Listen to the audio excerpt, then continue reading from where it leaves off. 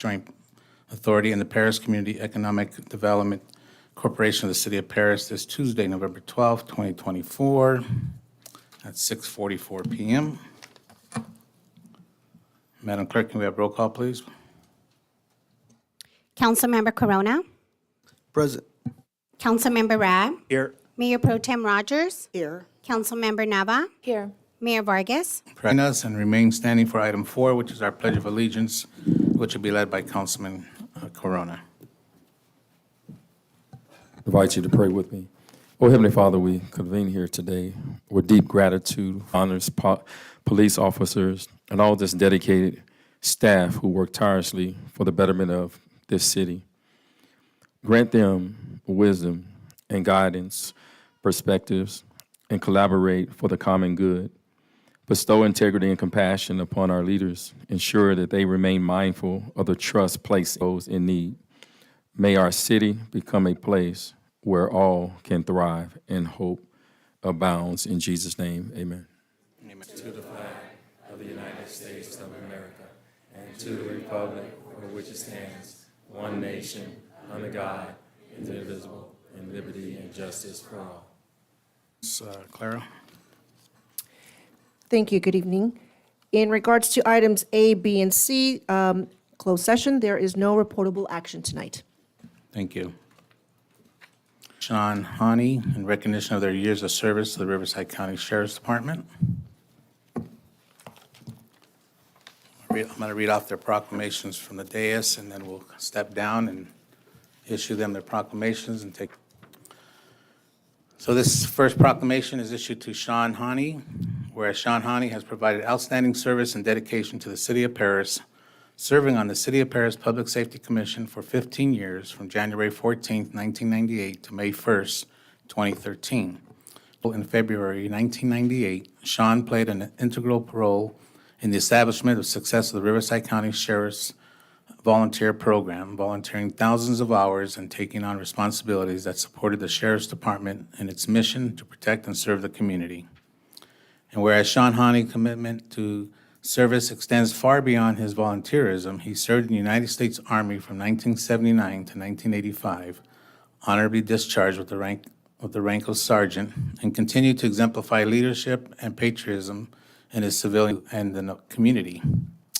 And whereas throughout his years of service, Sean responded to countless emergency call-outs for accidents, fatalities, fires, road closures, and missing persons, often at great personal sacrifice, answering calls that could last over 24 hours and demonstrating a level of dedication. And whereas Sean Hani also played a key role in advancing the operational capabilities of the Sheriff's Department, assisting with radio checks for the new Sheriff's radio system throughout the Riverside County, participating in homeless count, Mayor and City Council do hereby recognize and commend Sean Hani for his 15 years of service to the City of Paris, his invaluable contributions to public safety, and his unwavering commitment to the legacy of community service hours, presented this 12th day of November 2024.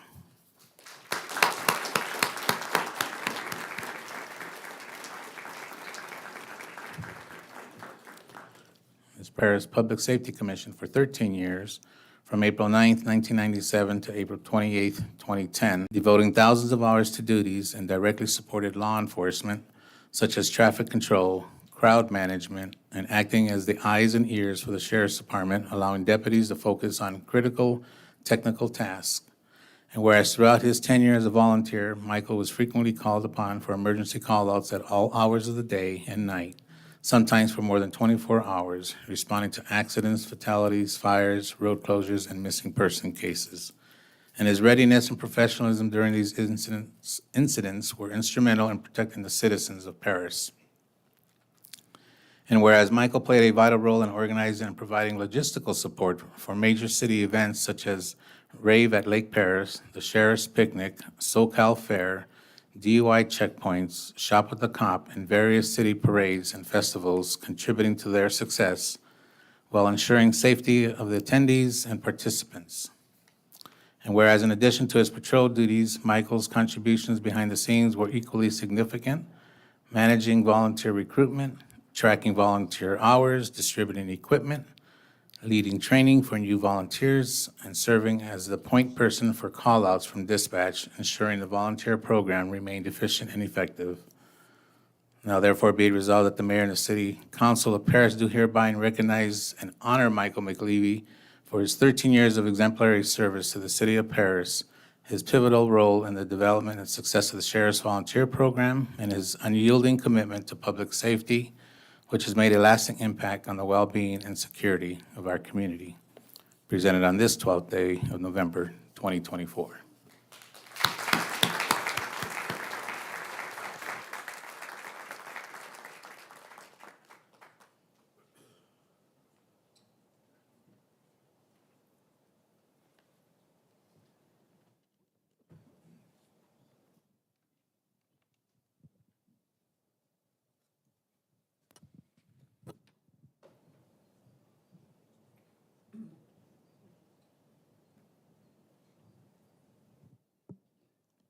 All right, Sean, come on up.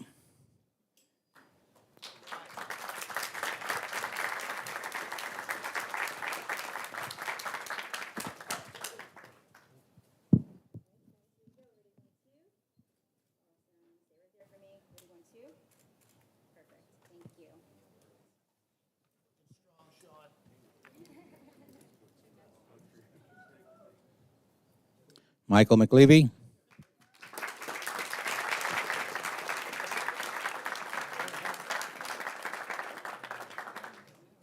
Perfect. Here we go, guys. Ready, 1, 2. Nice. Stay right there. Ready, 1, 2. Perfect. Thank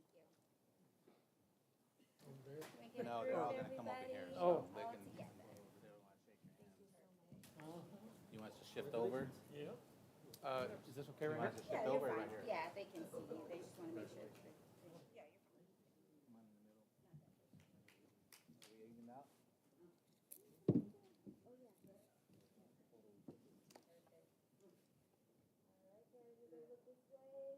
Smiles up. Here we go. Ready, 1, 2. Nice. Ready, 1, 2. Stay right there. Perfect. Thank you, guys. You wanna take yours? Thanks, guys.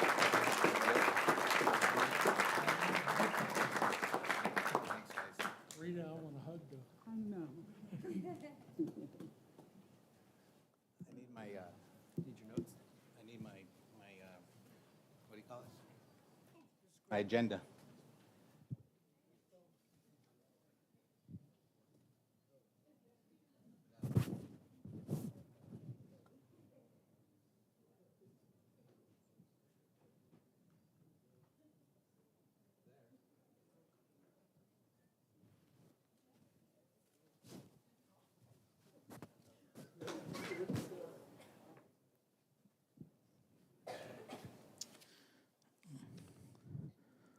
All righty, item B, 6B, is our City of Paris Employee of the Quarter recognition for the third quarter of 2024. This will be introduced by our Administrative Services Director, Saida Moscar.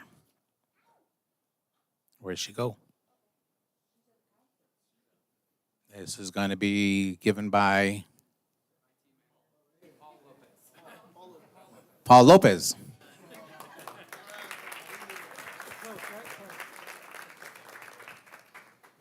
Thank you, Mayor. Good evening, Honorable Mayor, council members, and members of the city staff. It's my honor and pleasure to present to you the Employee of the Quarter, Mr. Michael Varga. Michael's journey with the City of Paris began early in his life. As a young man, he would often accompany his father, the former Public Information Officer, Mr. Joe Vargo, a former City of Paris employee. Mr. and Mrs. Vargo, thank you for being in attendance tonight. Joe, I hope retirement's been well. It's always a pleasure to see you. Returning to Michael's story, many of you may remember seeing him at a young age attending various city events like the City of Paris Veterans Parade, the Christmas Parade, and various other city events. Fast forward to today, Michael still attends all these major events, but he now does it in an IT technical role, providing support for city staff and its constituents. Michael began with the City of Paris in 2019. He officially joined the city's IT department as an intern, and then he quickly proved his dedication and gained the skills needed to join the city as a full-time staff member in 2020. It's been my pleasure to watch you grow as a professional in your career. A little bit about Michael outside of work. He's a talented musician. He's a skilled pianist, and he performs regularly with his bands. I hope I don't butcher this. The Jastronauts at venues across the Inland Empire. If you haven't had a chance to hear him play, I recommend you catch one of his shows. Feel free to ask him after the council meeting about his next performance. I'm pretty sure he'd love to see some familiar faces in the crowd. With that, ladies and gentlemen, it's my honor to present to you our Employee of the Quarter, Mr. Michael Varga.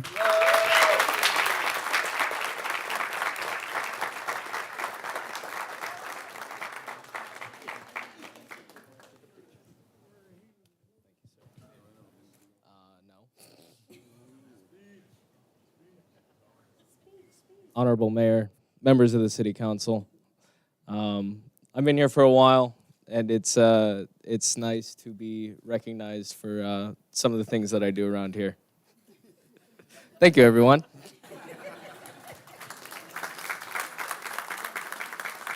Short and brief, I like that.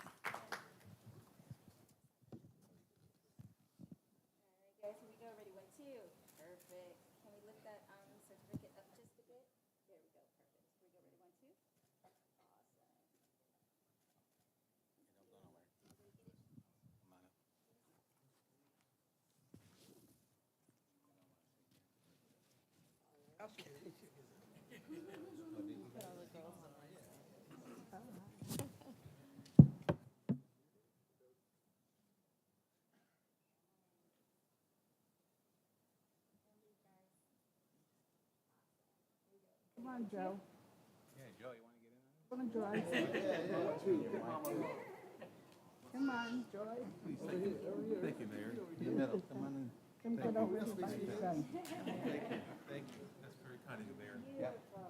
And then we're gonna do one with your phone, Joe.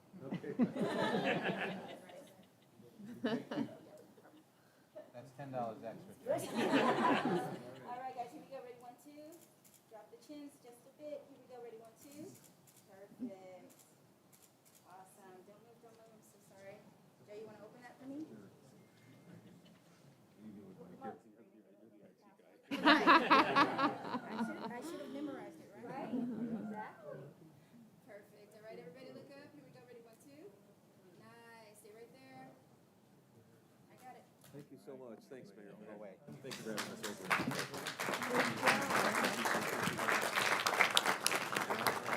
So in addition, Michael, the city's giving you also you and I a gift card for Amazon for $150. Congratulations. Happy retirement.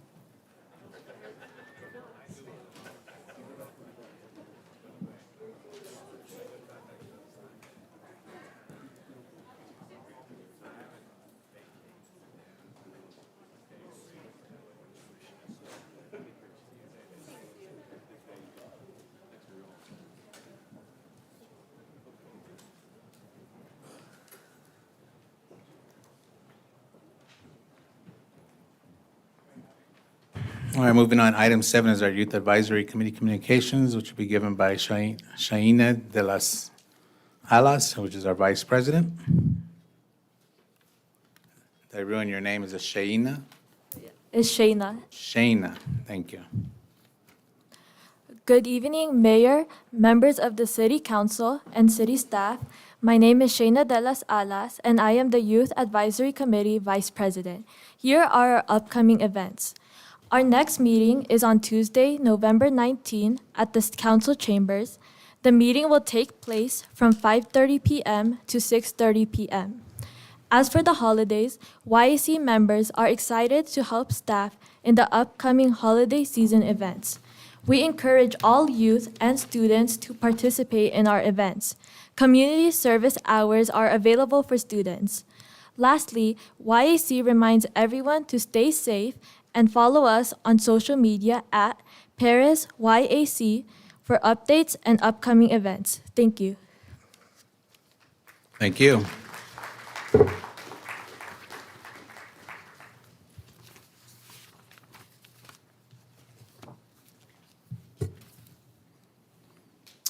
All right, item 8 is public comment.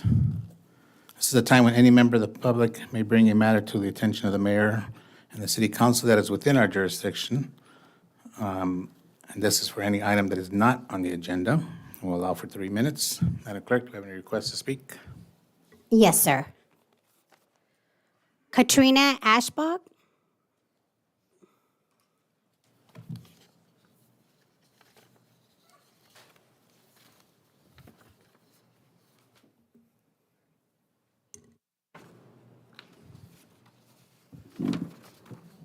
Good evening, Mayor and council members. My name is Katrina Ashbaugh. I am a renter at 1095 Johns Road. I'm coming to the board tonight to, I heard that there's a bill being passed for an ADU. My corporate landlord has tried to strong arm me to let me build an ADU in my backyard. I'm a single mom. I have 2 autistic children. I'm sorry. I'd like to bring it to the board's attention because I feel it's very unfair to do such things to a renter. Thank you. And I'd like to bring it to the board's attention because I feel that the ADUs are unjust, especially, not just my address, but at others. And I know the corporate landlord that I have is trying to strong on others. I don't know the addresses, but I know the others, that there's 4 other houses that they are planning to do this at. The property management company is called Pro Management out of Paris, or Riverside, excuse me, and one out of Hemet. And I'd like to bring it to the board's attention and get it stopped. Because there's people like me that, like, I had no notice. They came and knocked at my door. I said, give me a minute. I have a special needs child that has very bad spatial issues. And I said, please let me get my son into the house. He told me no. He walked right back in the backyard where my son was playing, walked right in front of him, almost kicked my son, and my son had a whole complete meltdown. And I'd like the ADUs, I know that there's a bill out there trying to be passed or passed. I'd like it to be stopped, not just for me, but for others. Thank you. Thank you, Katrina. I'm going to have a staff member get your information so I can reach out to you and have a follow-up meeting with you. Yes, sir. Okay, thank you. Ariel Randolph.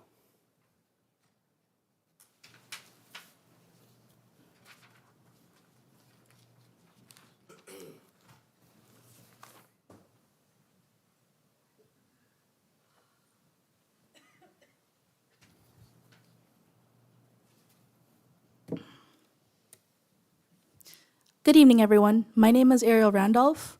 I am currently an art instructor and educator with the Riverside Art Museum, and therefore also the Treach Marine Museum for Chicano art and culture.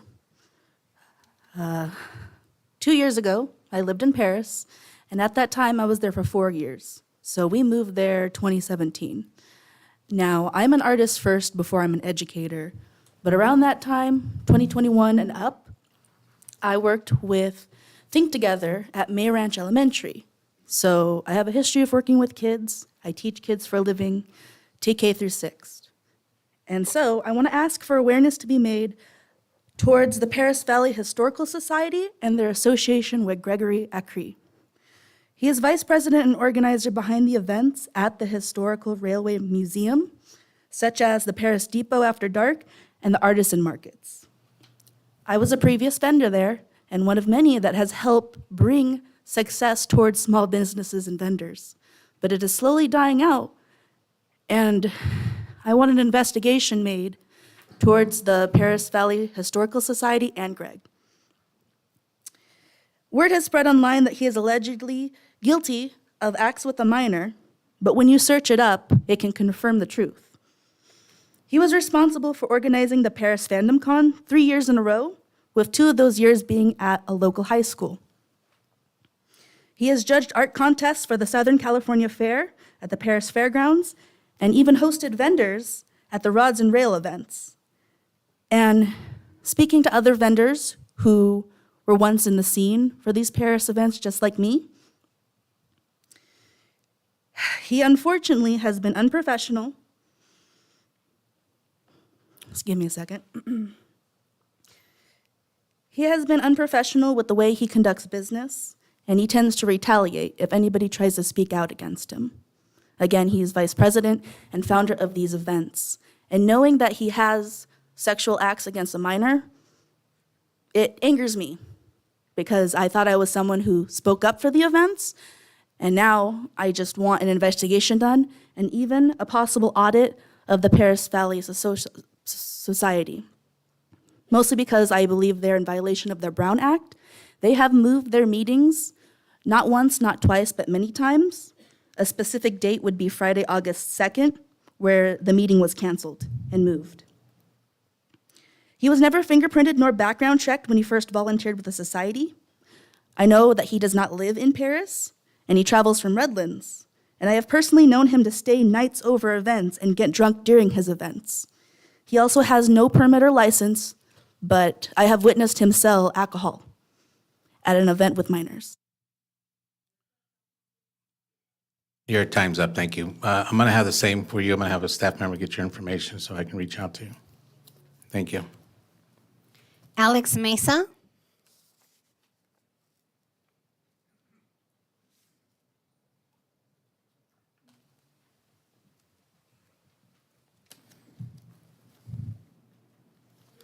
Will my time start as soon as I introduce myself?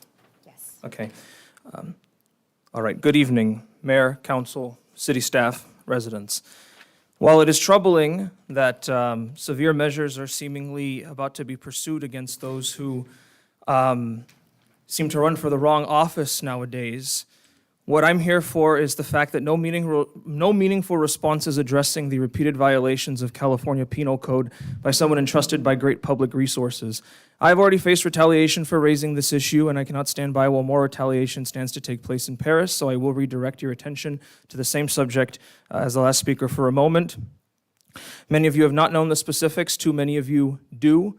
If anything I describe offends you, consider taking offense at what's happened under your noses instead. You are entitled to this information, and I am protected in speaking it. Councilman Corona, you were at the silent auction. You may all know now that this event coordinator / vice president has announced on social media the end of the Depot After Dark art shows downtown. So these art shows have been canceled for the entire community of Paris because it seems like too much of an inconvenience for the event coordinator to follow Penal Code, Section 11105.3, in his supervision of minors. The nonprofit did not, 10 days ahead, inform families of these felony convictions for SA on a minor, in spite of a reporting requirement that exists in this state for nonprofits in that situation. Parents put their trust in these institutions. The Penal Code accounts for that. That's what the unfinished live scan background checks were supposed to be there for as well. Not only was the art show canceled, there's been little else in the works. Retaliation against those of us who were doing meaningful new work with archival material means it's becoming more apparent that nothing new from Paris may be ready in time for the art festival next year in honor of the late, great Clarence Muse. Not at this pace. Councilman Corona, you may recall a table with a few photos and letters on display at the silent auction pertaining to Muse. Might not seem like much, but I had put those together months prior on a very short schedule for a different event.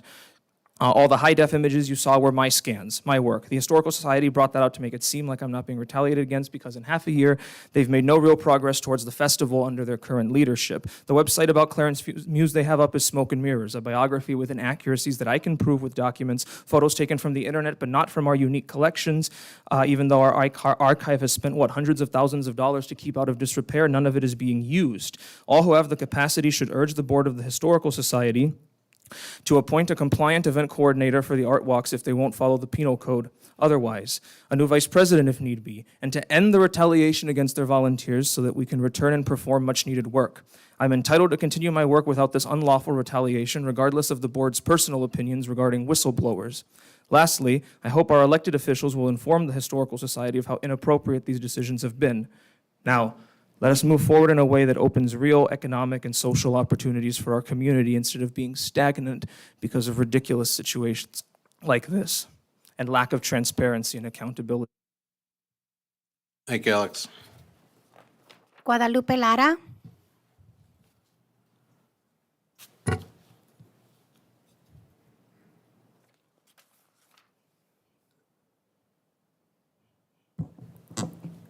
Hello, my name is Guadalupe Lara. I'm going to speak on behalf of all the warehouses that are being proposed today.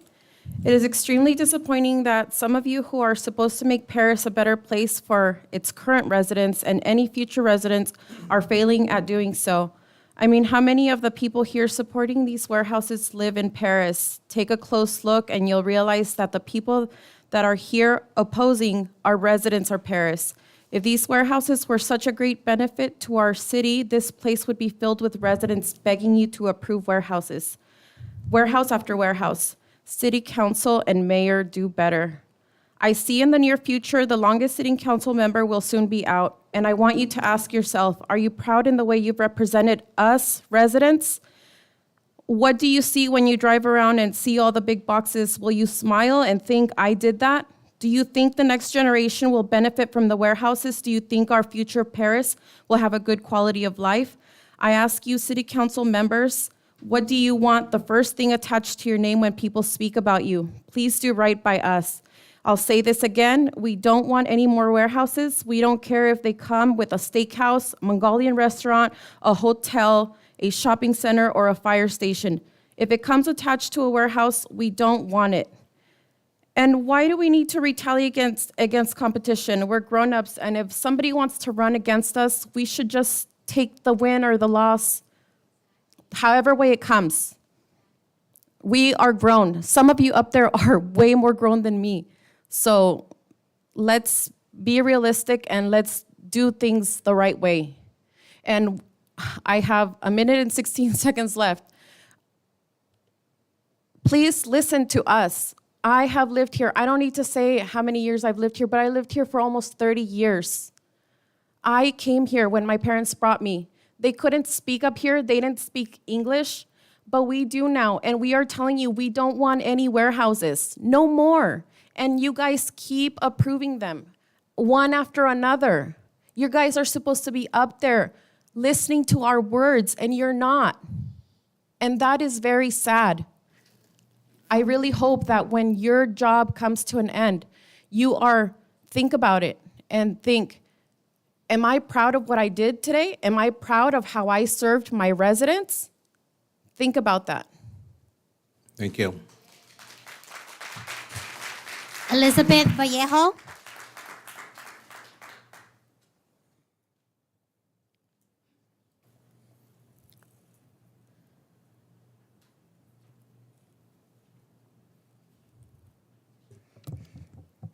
Hello? Okay. Good morning, Mayor, City Council members, and city staff. I'm very upset being here today because my name is Elizabeth Vallejo, and I am actually talking to you as a board member for the Paris Union High School District. And being an elected official for the past 4 years at a school district is such an important position to where I've seen students that we have all raised and seen. And we're telling these students to go to college, to go get a higher paying job, and they leave and they don't come back. And that's what I think it's the most upsetting thing is children are our future, and we're basically kicking them out because there's no other higher paying jobs out here.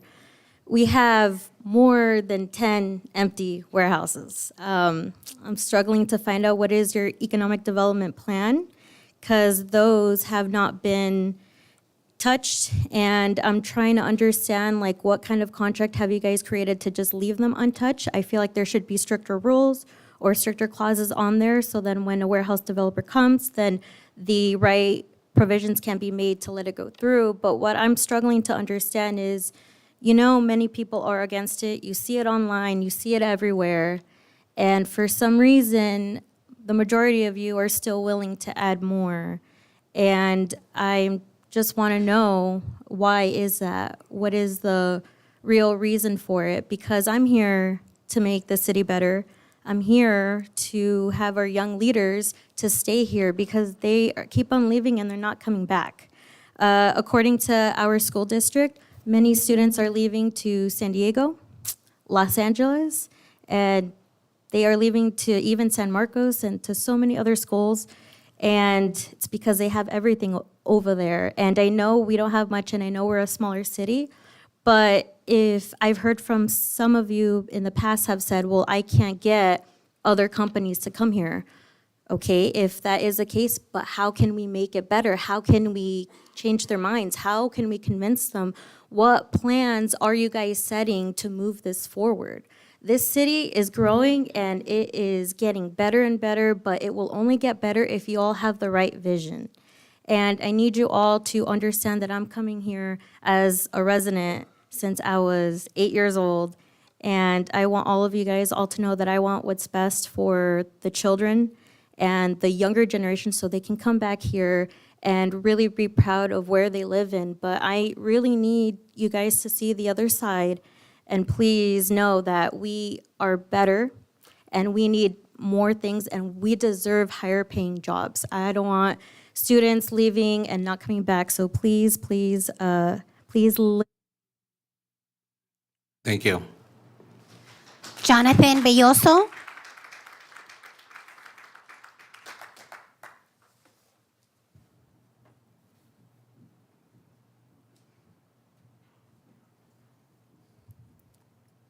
Greetings, Mayor, City Council.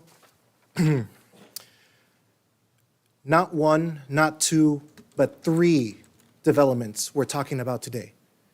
So, are we going forward or backwards from the last one? I don't know. It's hard to tell.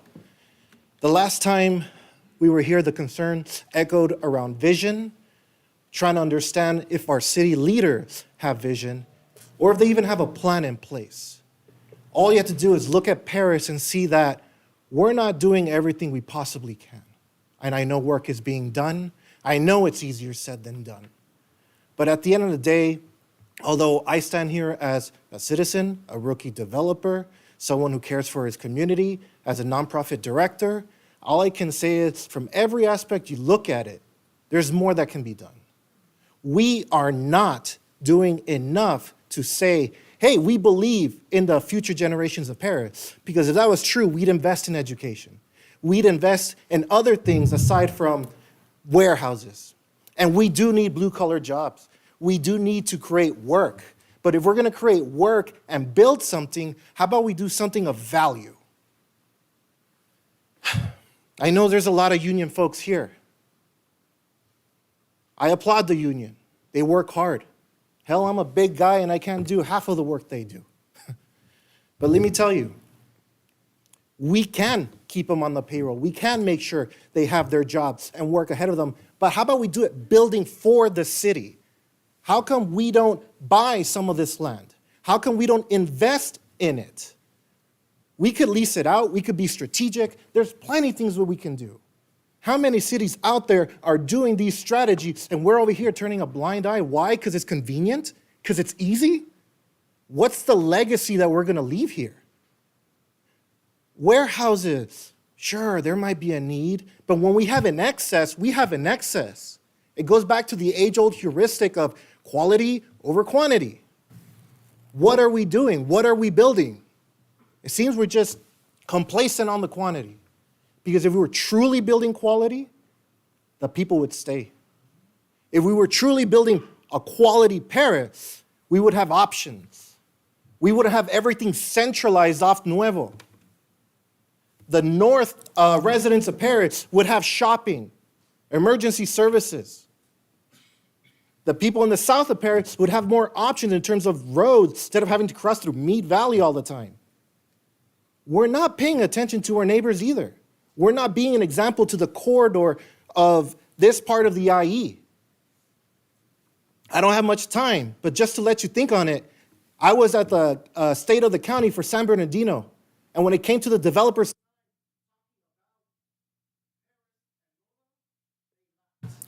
that's the easiest and best place. Thank you, Jonathan. Your time's up.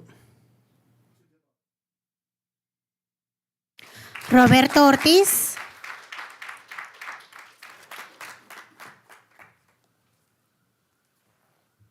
My name is Robert Ortiz. I'm coming last meeting. I'm coming for the same problem for the mice in my houses. Right now, I'm pick up 52 signs. It's only 60 houses.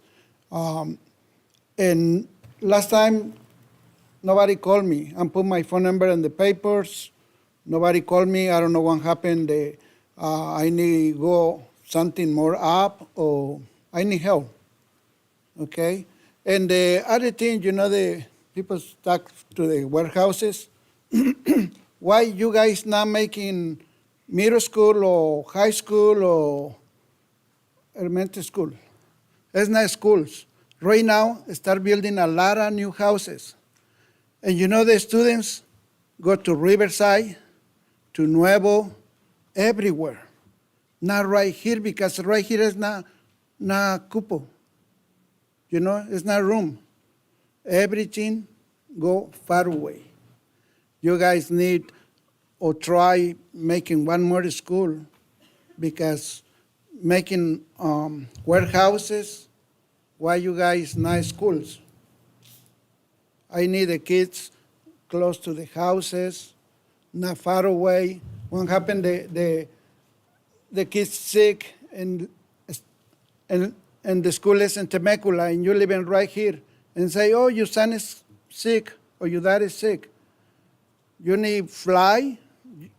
Sometimes the traffic is very slow. To Riverside, you're making 1 hour, 1 hour and a half. You see that you go pick up somebody to Riverside, it's not right. Okay, thank you. Thank you, Roberto. Liana Melanson Sepulveda.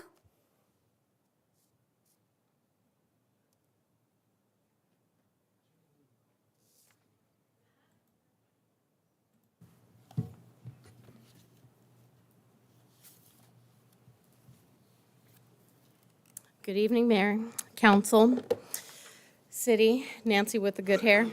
How are you all? I will say how long I've lived in this valley. Over 40 years. My family's been out here over 100 years and farmed this land. I want to speak on so many things. I'm so sick of hearing about warehouses, but that's another topic. I'm here to talk about the Voices of a Hope event that we had a few weeks ago. Myself and a fellow survivor, Sochi Martin, sitting in the back with her beautiful family, decided before the month was over, we need to have a domestic violence and abuse awareness event. And thank you, Mayor. Thank you, Rab, for showing up. I hope in the future we get more. And this is for the entire community. This is for the entire community, because just in less than a week, we had men and women, victims, survivors, of things that have happened here in Paris. People really want to know why. Being someone who actually put themselves through the educational system and got their college degree and eventually came back to give back to this town, you want to know really why people don't return? Because of the trauma. Because of the things that happens.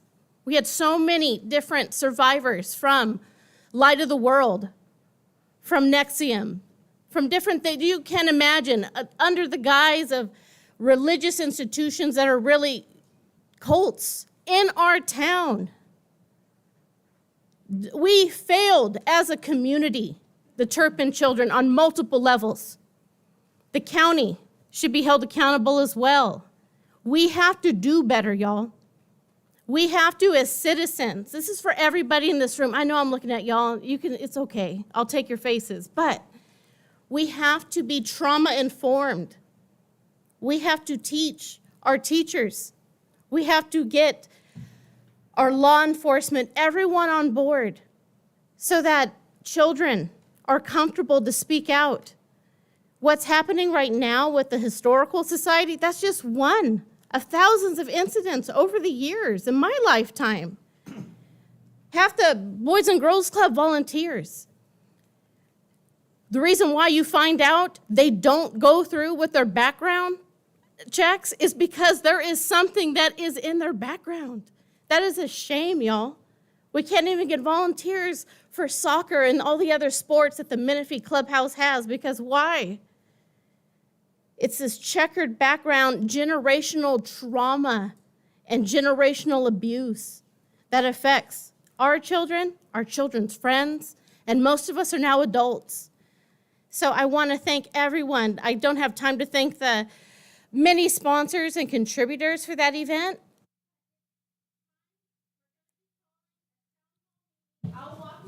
Thank you.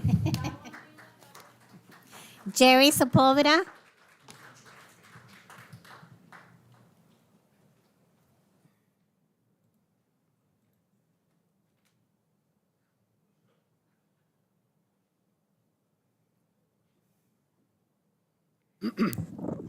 Good evening, Honorable Mayor, Council, and staff. Hopefully everyone's had a good day today. I have a quick update for the Paris Valley Chamber of Commerce. So we are on track to close strong for 2024. We have a full line of great programs and events to support and promote the Paris businesses and entrepreneurs. Tomorrow we will be celebrating the grand opening of the Charlie apartment homes at 12:30. Those are the ones right behind Wiener Schnitzel and Jack in the Box. And then we're going to be having refreshments along with the ceremony after 12:30. We also invite all chamber members and non-members of the community to join us and support local at our Lunch with Friends at Casa Jimenez on Thursday, November 14th. And our next installment of the popular Avazando program for our Spanish-speaking entrepreneurs will be November 19th at 9 a.m. at the Chamber office, at the Chamber of Commerce office. Google representatives will join us virtually as we learn to get our business online. This is a free program and will be presented all in Spanish. We'll close the month with an exciting Business After 5 mixer hosted by Dr. David Hernandez of Hernandez Health. Come connect with our business owners and leaders in our community, enjoy some food, some raffles, and learn about the career training opportunities Dr. Hernandez has built here in Paris. Also, be on the lookout for our opening for the Business and Community Awards nominations for our 112th Annual Awards Gala. As always, follow your Chamber of Commerce at our social media, which is Facebook, which would be Paris Chamber, and Instagram is paris.chamber. And all in all, everyone knows you have full access to us. If you have any questions, we would love to see you at any of these events. And I look forward to talking to you all more. Take care. Thank you. Thank you. That is all. Thank you. Okay, item 9 is our approval of minutes. 9A is consideration to approve the minutes of the regular joint meeting held on October 8th, 2024 of the City Council and all the other agencies as listed on our agenda. If there are no comments or questions from the council, I'll call for a motion. A motion by Mayor Pro Tem Rogers, second by Councilman Corona. Please call the vote.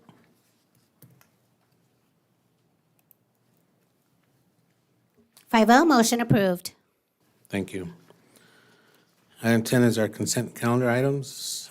Council, do we have anything they want to pull for separate vote or discussion? I will be pulling item 10N. Kind of a little brief presentation on it. Otherwise, I'm looking for a motion from 10A through R with the exclusion of N. I have a motion by Councilwoman Nava, second by Councilman Rab. Please call the vote. Mr. Mayor? Yes. If I may, before you vote on the consent calendar, you would have to do public comment. Public comment. Madam Clerk, do you have any requests to speak on this? No, sir. Thank you. Call the vote, please. I'm sorry, we actually do for 10N, Marwan We're Alabasi. not doing 10N yet. That's next. Yeah.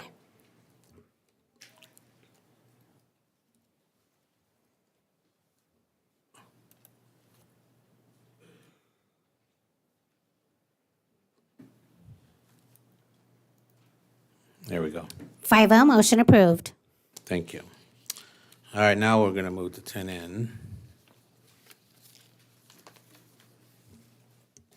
So 10N is an item that we passed last meeting, and it's just a second, this is just for our normal process to have a second reading on, and this is for our, well, there it is, to propose resolution numbers next in order, approving the establishment of the City of Paris Motlug Scholarship Foundation. And we have with us tonight Mr. Motlug himself. The man, the myth. Mr. Motlug was our former city engineer for at least 30 years, I believe. And city manager for a while there, interim city manager as well, so he held many hats. But we are going to have a presentation of checks, one from the city, I believe, and one from the Motlug family. And then we have a couple of guest speakers that want to speak and join in as well. So, council, if we can all step down for the photographs of the checks. It's going to be with them too. Can you get down there? Yeah.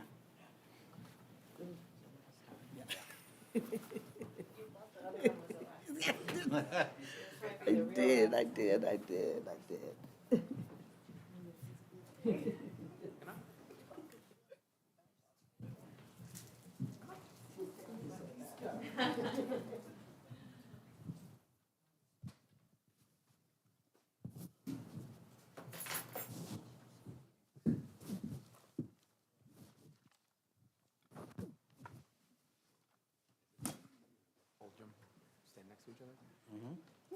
In the middle? Yeah. Oh, we should do all three. We'll put them all in front. Huh? Council, point up. No, the two, I mean, there's only two. Come on, Habib. We'll all hold the checks together. Habib, come in the middle.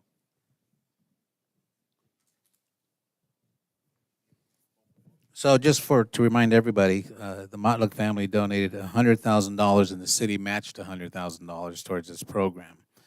And then I believe there might be some, I don't know necessarily other matches, but there's going to be some other contributions that our guest speakers are going to want to talk about. You good? Take a piece of it. There's two checks. 200,000 altogether.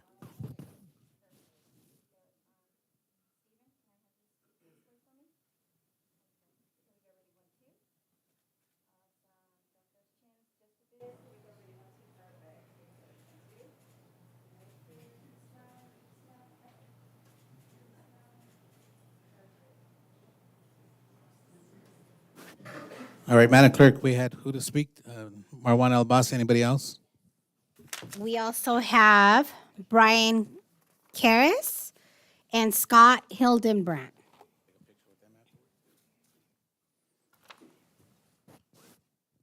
Don't be shy, come on up.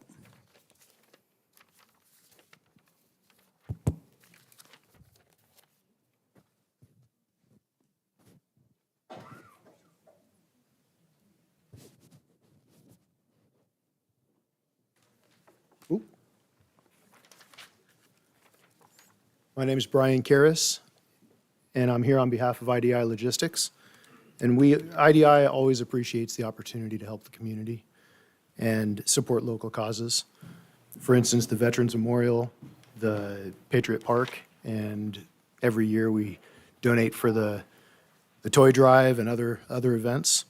And we're thrilled to be able to support this cause for Habib and the Motlug Scholarship Foundation. We applaud the city in taking this on and Habib for making this happen with the city. And on behalf of IDI, we'd like to present this $50,000 check to support such a worthy endeavor. We really, really appreciate it. It's, we couldn't spend our money any wiser. So really appreciate it for students' further education. And once again, just congratulations for making this happen. Yep.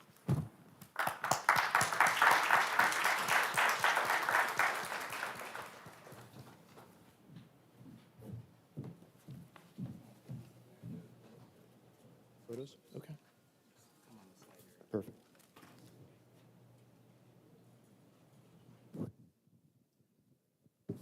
Good evening, Scott Hildebrandt with Albert A. Webb Associates. I have had the honor and the privilege to be Habib Motlag's fellow engineer, colleague, and most importantly, friend for almost 40 years now.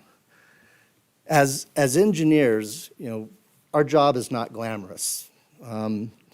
People don't drive down the road and go, hey, look at that road, or hey, look at that channel.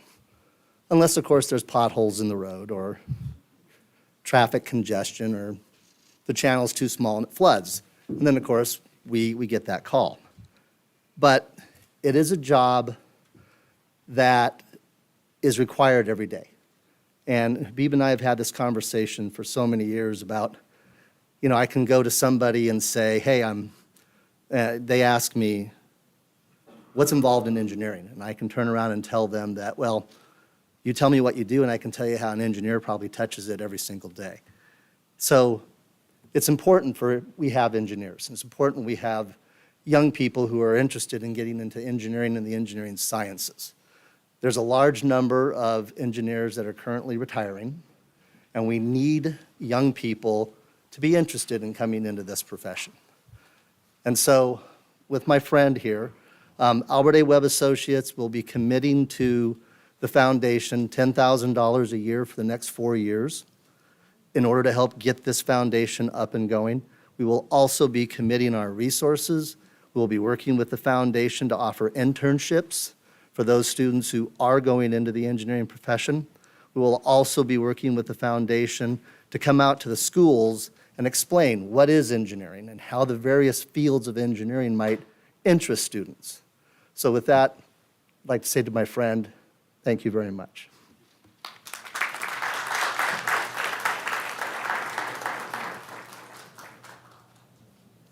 Good evening, Mr. Mayor, council members, city staff. I have the honor to have met Habib 20 years ago when I did my first development. And like Scott, he became a colleague and a friend. As Habib, I am also a civil engineer, and we share a lot of passions. So when I saw what he's trying to do here with the scholarship fund, I was encouraged to come here, speak, to congratulate him, not just for the foundation. He has really done a lot of work in the city of Paris. I myself have built a lot of his plans, building public works and also being involved in a lot of private developments. So I'm really honored to have Habib as a friend, as a colleague. And like Scott said, we share a lot. And on behalf of myself and my family, we'll donate $10,000 to the scholarship. And we will also offer internship. Scott does the boring side in the office. We do construction. So we'll be able to offer some internship in the field to help those students, and we encourage to see more students from the city of Paris go to engineering field. Thank you. That is all.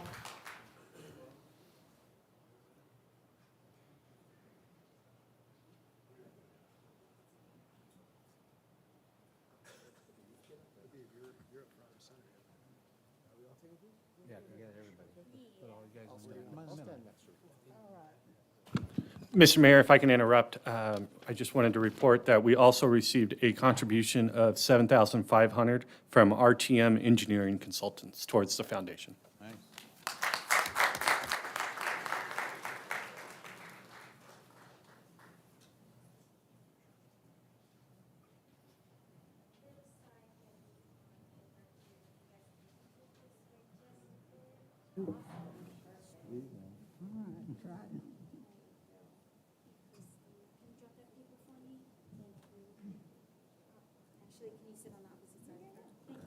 He's going to ask you to leave the room next. No. Poor Crystal.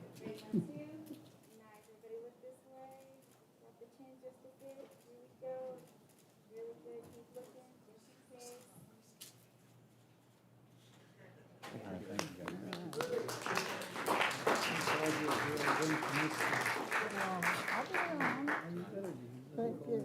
I'll come visit. Anything we could do.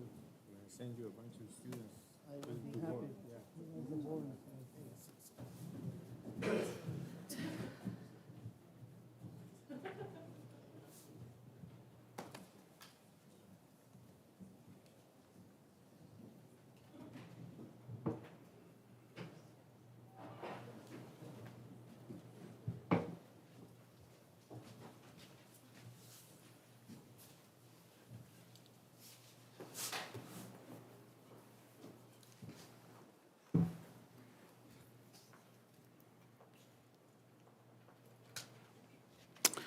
Okay, we need to make a motion and approval for this item. So I have a motion by Mayor Pro Tem Rogers, second by Councilman Rab. Can you call the vote, please? Probably should have done it before we celebrated it.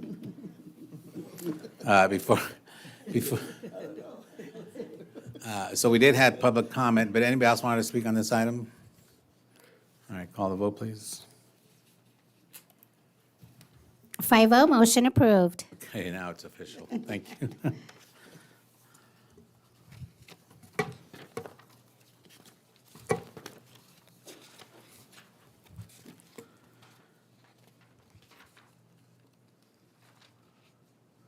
Okay, so before we start all our public hearings, Council, no one objects, I'm going to move up item 12. I think it's 12. There's two items in 12.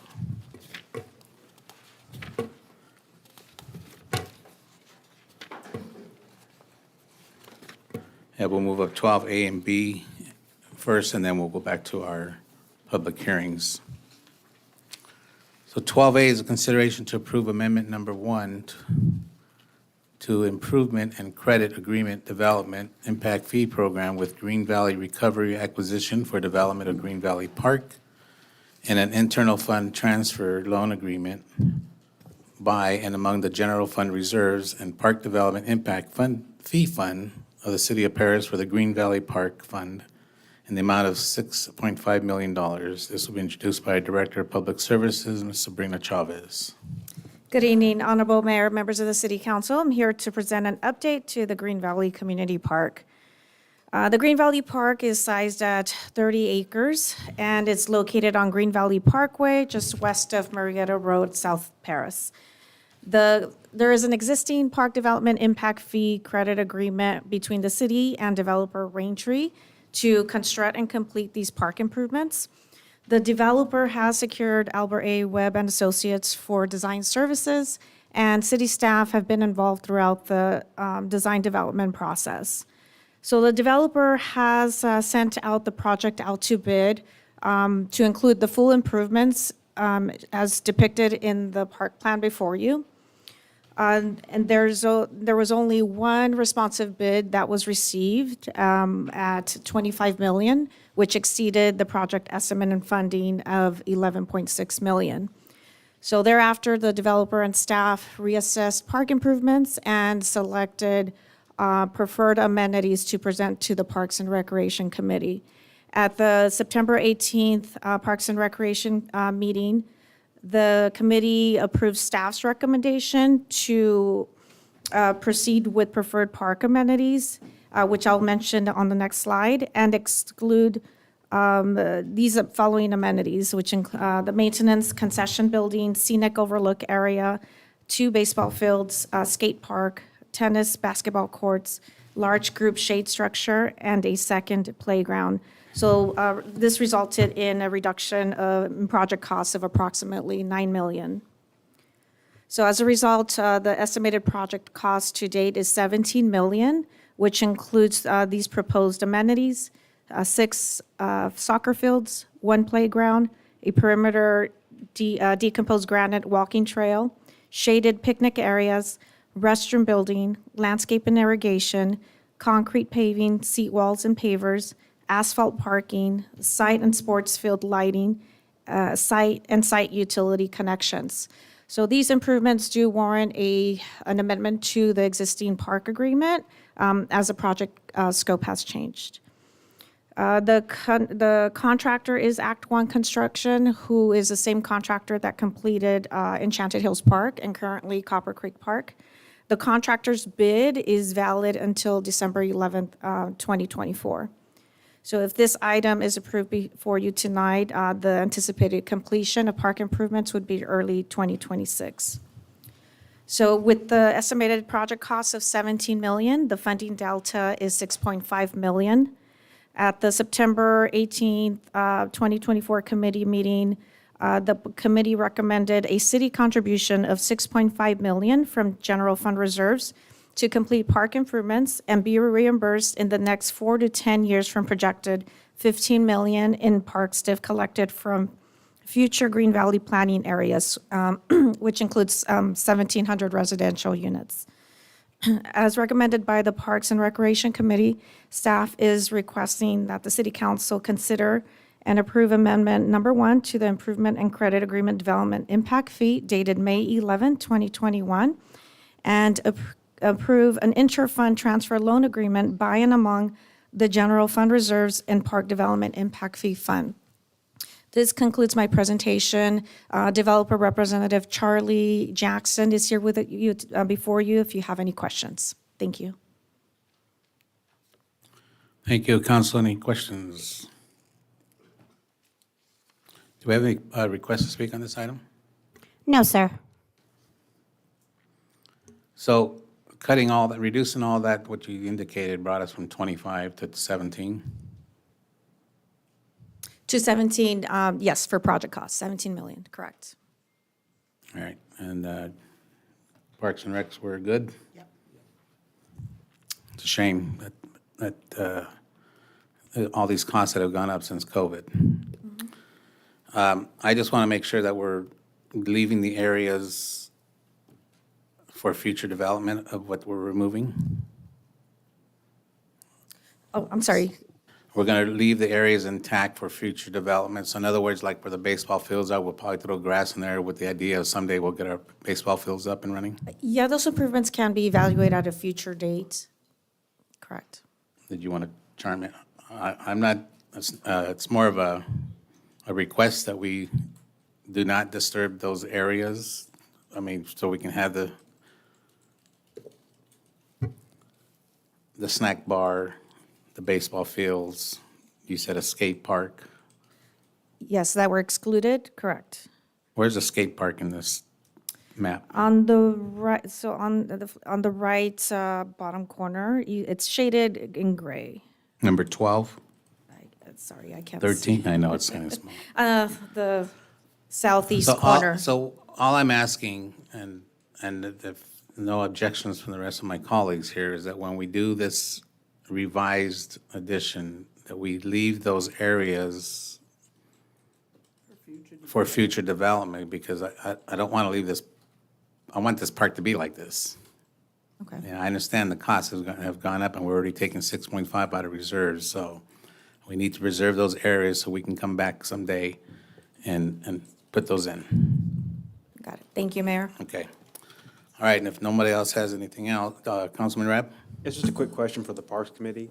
What was the reasoning behind not going, at least trying to go with one basketball court? The cost. It was the cost, the paving of the, okay. We had to scale back. Yes. Probably because of the cement and everything? Okay, thank you. Yeah, we explored it in detail and came up with the best plan and to make a loan for a couple of years until we could be paid back, yes. Okay. That's it. If there's no more discussion, I'll open the floor for a motion. We have a motion by Mayor Pro Tem Rogers, second by Councilman Rabb. Please call the vote.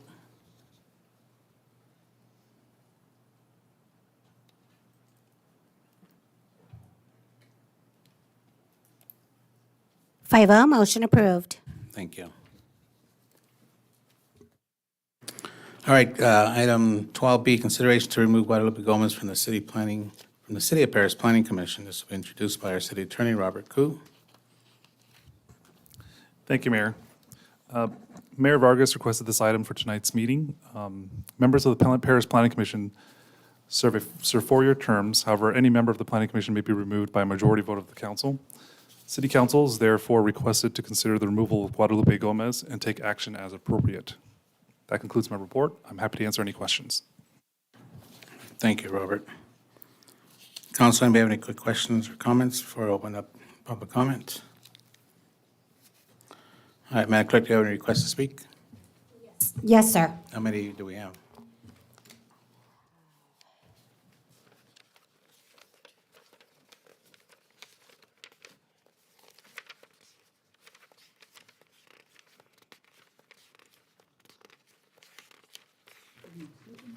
$16. All right, What time is it, already 8 o'clock? All right, I'm going to request that we reduce our time to 2 minutes and not put a time limit. Also, this way we can give everybody 2 minutes, and we'll go through all 16 comments. So go ahead and call up, and let's do this, if you don't mind, folks. I'm going to have her call up 3 people at a time, and if 2 of you can just stand to the right side here, this way you're ready to go.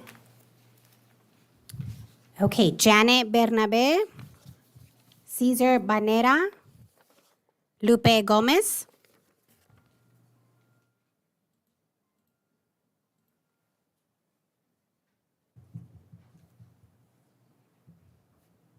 Hi, good evening. Lucky me, I'm the first one to speak upon this. So good morning, Mayor, City Council, Paris, and those that attended tonight. Okay, first of all, I came here very, very upset, and I'm gonna introduce myself, but just to get a tidbit. My name is Janet Bernabe. I'm a resident of Paris, been here for 30 years. I am a mother, and I'm an advocate. I'm a tia, I'm an executive director, and I used to be doing work in environmental justice issues. I thank the pastor for giving his tone at the beginning of the city council meeting, because this is what we need. We need patience and understanding of the betterment of the community. I had the opportunity to meet Planning Commissioner Lopez during one of her meetings to understand what is going on in our city, and we continue to be complicit to what we have. This is I'm very like speechless to say, because I'm really disappointed. And the fact being, elections are not even over yet. We have 6,140 voters that have voted and counting have voted for Gomez, where she has not received any money from outside interests. This is community money. This is my money. This is my city. My daughter was not able to come today because she is a student at UCR, but she voted for Lopez because we're here to see change. I asked before, time and time again, I have approached elected officials to see what was going on in our city. And what happened? You shut me out like if I was nobody. No, we are somebody. We are community members that have a vision for our city. I've been here for 30 years, and I continue to be here, regardless of what the election results are. And just to let you know, you might shun her away, but we're still here. Retaliation doesn't work. I've been tagged to continue to entertain that entertainment. I'm not gonna do it.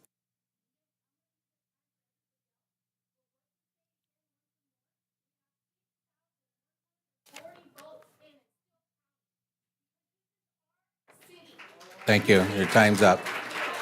Thank you. Thank you, Ms. Bernabe. Cesar Banera.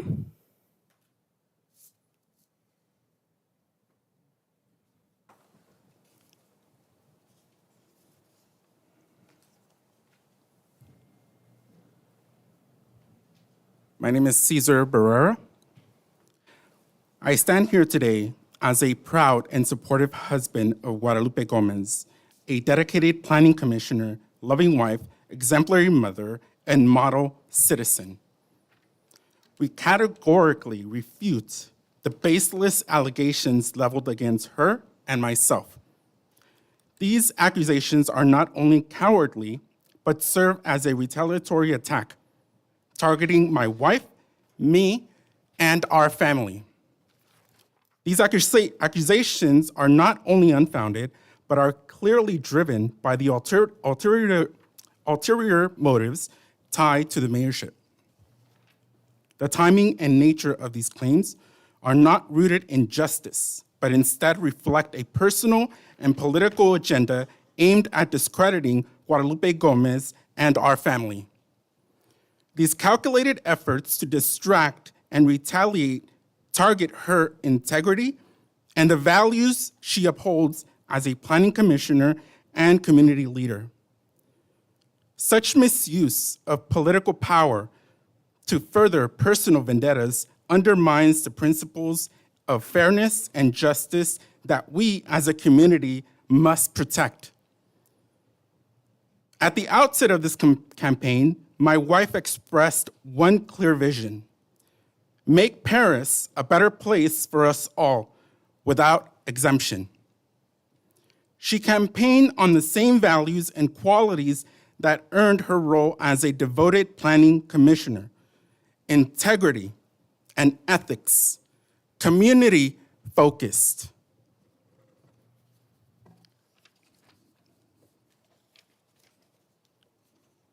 What is the true motivation behind these accusations and tactics?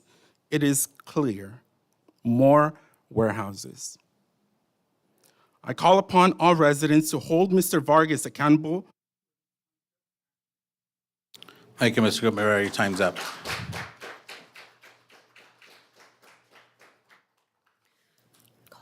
Lupe Gomez. Okay, before you start, Lupe, can you call the next three up?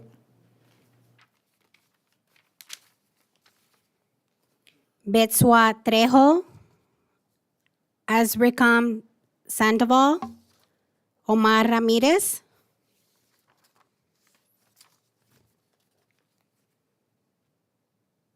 Thank you, Madam Clerk.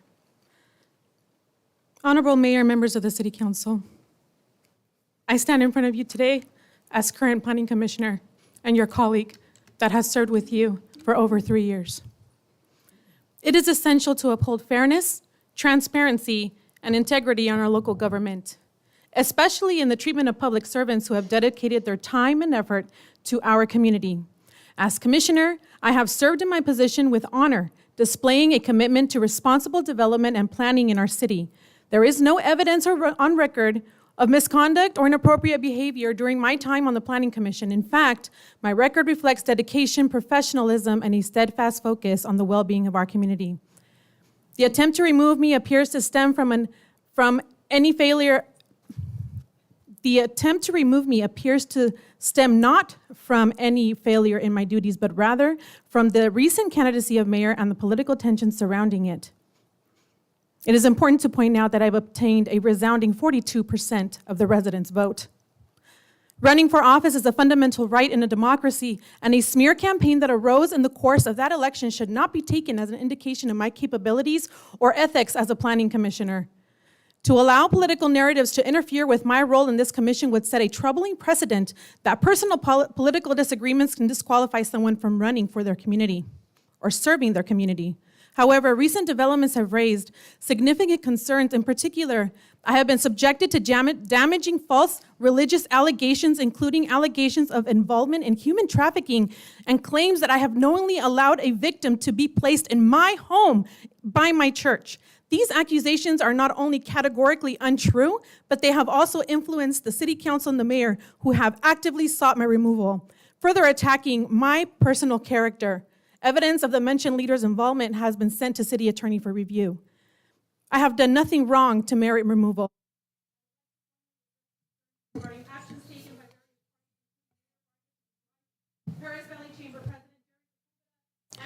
Thank you, Ms. Gomez. Your time's up. Ms. Gomez, your time is up. Time is up, Ms. Gomez. Ms. Gomez, your time is up. Ms. Gomez, Ms. Gomez. Okay, we're going to take a recess. We're going to clear this room out if you're not going to follow directions.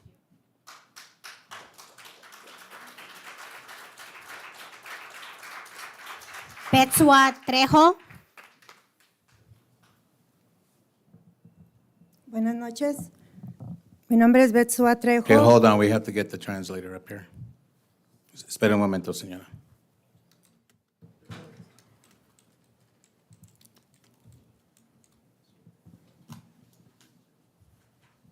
So it's because there's a translation, set the timer to 4 minutes.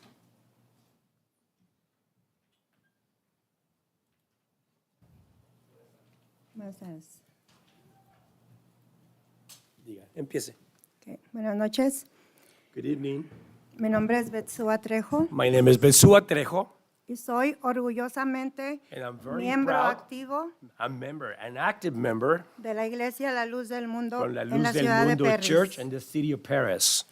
Honorable alcalde y Honorable concejal de Mayor Perris. and Council Paris. Yes, for you. Thank you.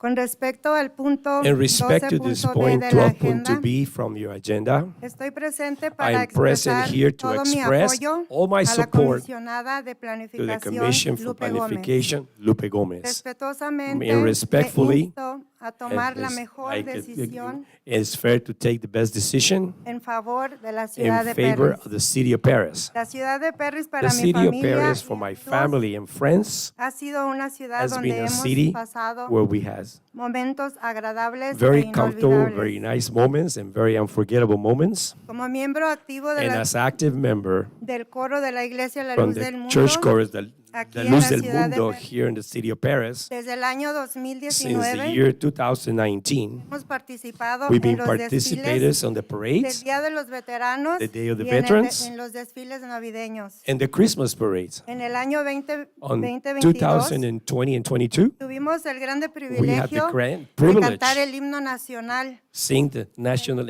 hymn, anthem.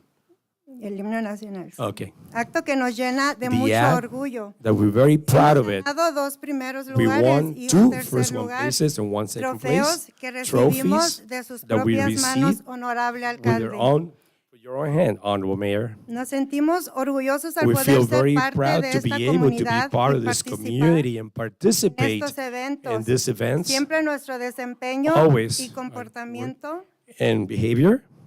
en esas And actividades this ha sido activities respetuoso is y being very ejemplar, respectful and exemplary, demostrando así showing like this nuestros principios y our valores, al principles igual and que la values comisionada the same Gómez. as Commissioner Gomez. La comisionada The Gómez Commissioner Gomez ha demostrado has shown consistentemente un consistently compromiso con altos a estándares promise with high standards, morales, morals, integridad integrity, y valores and que values reflejan su fe, that reflect her faith, dedicación a su familia dedication to her y family, servicio a and nuestra service to comunidad. our community. Creo que su I presencia believe that her continua presence en la continue in the Comisión commission Planificación and traerá planification will bring grandes beneficios great para benefits esta hermosa to ciudad. this beautiful city. Gracias por su Thank you consideración for your y le consideration, pido con mucho and I ask respeto with all my que respect cuidadosamente to very tomen en carefully cuenta estos take valores this on mientras consideration, the deliberen values, sobre este while you asunto. deliver it about this. Gracias.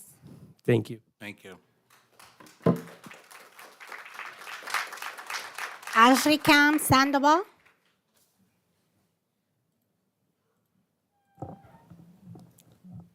To the Honorable Mayor and the City Council of Paris. In regards to Agenda Item 12.b, I am writing to express my full support for Planning Commissioner Lupe Gomez and respectfully urge you to make your decision in the best interests of the City of Paris. I first met Lupe Gomez in the early 2000s, and from that moment, I was struck by her unwavering commitment to others, consistently putting the needs of others around her before her own, always striving to make a positive impact within the community that she so deeply loves. Over the years, I've watched this woman, Lupe, pour her heart and soul into her community, into her work, using her profession as a tool to serve others and to uplift those in need. When I learned that she was running for mayor, I was deeply inspired, not because she sought out power for herself, but because she genuinely wants to make a difference in this community. Lupe is not a career politician. She is, however, a woman whose heart is rooted in helping and serving others. She is someone who works tirelessly for the underprivileged communities, always striving to improve the lives of those who are often forgotten. These recent accusations against her are hurtful, unfair, but they are also completely without merit. These baseless attacks, fueled by a vindictive smear campaign, have no legal foundation or factual evidence to support them. And it saddens me to see such negativity directed at someone who has dedicated her life to serve, to uplift, and to inspire others. I know Lupe's character, and I can say with full confidence that she is a woman of integrity and compassion, whose only desire is to serve and support her community that she so loves. In a world where true leaders are rare, Lupe stands out as someone who leads with the heart and example. And for this, I am proud to support her in her journey. I believe that her continued presence on the Planning Commission would be beneficial to the city of Paris. Thank you for your consideration, and I ask that you carefully weigh these values as you deliberate on this matter. Thank you. Thank you, Mr. Sandoval. Omar Ramirez. Thank you. Honorable Mayor and City Council of Paris. My name's Omar Ramirez. I'm a proud resident here in the city of Paris. For 17 years, I'm here to express my support for Planning Commissioner Lupe Gomez and respectfully urge you to make your decision in the best interest for the city of Paris. I met Lupe Gomez about 17 years ago in 2006.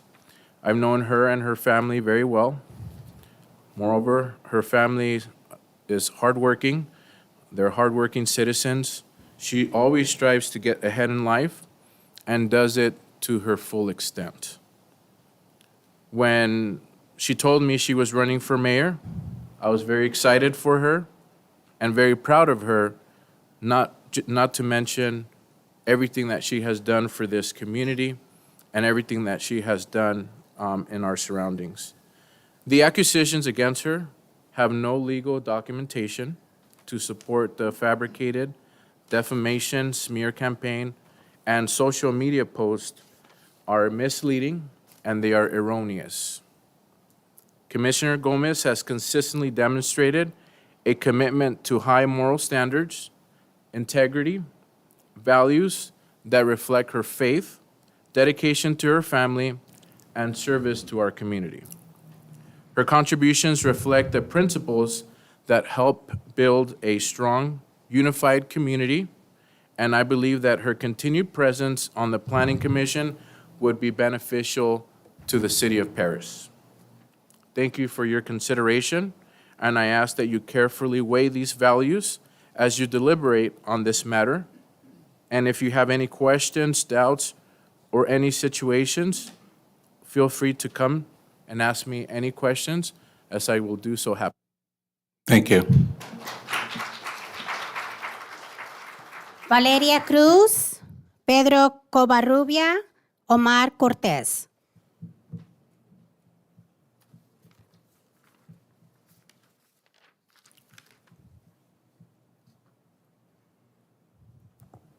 Hello, my name is Valeria Cruz. I am a resident and community member of Paris since I was 11. I am now a co-parent and working towards my environmental science degree. I am here to speak upon agenda item 12B, and I'm sorry, public speaking is not my major, so I get nervous. But I respectfully urge you to make your decision with the community in mind. I was interested in Lupe Gomez because her vision for Paris matched what I had been hoping for. Like many speakers today, I have hoped for a community that isn't burdened by the symptoms of overflowing warehouses. I would encourage everyone to look into a study published by NASA.gov in October 9th of 2024. It is titled, NASA-funded study assesses pollution near Los Angeles area warehouses. As you know, Riverside is considered the greater Los Angeles area.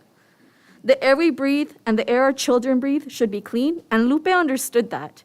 I really liked that part of her vision. The consideration to remove holds heavy vibes of retaliation, and as a citizen said earlier, you're grown adults. Removing someone for running against a mayor feels very undemocratic. That's all I have to say, and thank you for your consideration. Thank you. Pedro Covarrubia.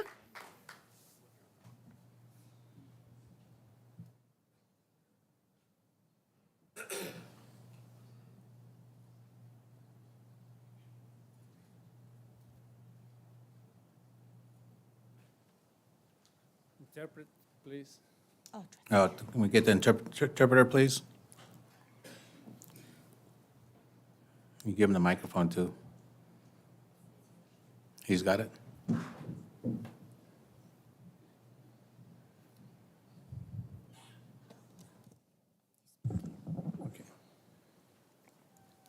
Inicie, señor. Buenas tardes. Buenas tardes. Good evening. Estoy aquí como residente ¿Su de nombre? Perres. Mi nombre es Pedro Covarrubias. Pedro Covarrubias. I'm Pedro Covarrubias. Estoy aquí como residente de la I'm ciudad here de as a Perres. resident from the city of Paris. Tengo aquí viviendo alrededor de 15 I've been años. living around 15 years, Y estoy en desacuerdo también and I de totally disagree tanta fábrica, tanta with so warehouse many que están- factories, so many warehouses. Quisiera que pararan esto, I would por like favor, for you to stop, please, para un mejor futuro de for a nuestros better hijos. future for our children. Quisiera que construyan más I would like to escuelas, build more schools. más cosas productivas para something more productive for our city.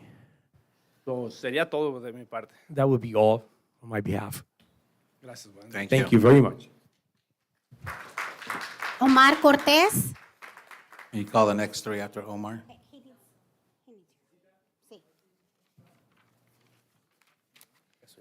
To follow, Elizabeth Bernabe, Jillian Menez, Buenas tardes. Aliyah. Hold on. Go on. Perdón, un momento, gracias. Aliyah Liani Ochoa. Buenas tardes, mi nombre es Omar Cortés. My name is Omar Cortés. Residente de la ciudad de Perris. I por reside in the city 17 of Paris años. for 17 years. Más que nada, a todos, buenas noches a todos y buenas noches a todos. Good evening to all of you. Más que nada quiero Most of all, saber por qué quieren remover a la I señora would like to Lourdes know why would you like to remove Mrs. Lupe? Necesitamos muchas respuestas We de need a lot of answers parte de todo este comité. from all this committee. Como ciudadanos As de a la ciudad, citizens from the city, no miramos ningún we don't- resultado. we don't see any Siempre results. miramos la misma ciudad, las mismas calles. we always see the same city, the same streets. Miramos más warehouse. We see more warehouses. Entonces, les pedimos como ciudadanos, So we por favor, ask que you nos as den todas citizens esas respuestas. to please de give todos us los all those answers hablando esta from noche. all the people that have been talking to you this evening. Y no nos podemos quedar callados. We can't stay quiet. Les pedimos de favor We ask you, que please, respondan por qué respond. la quieren remover. Why would you like to remove her? Noches. Gracias. Good evening. Gracias.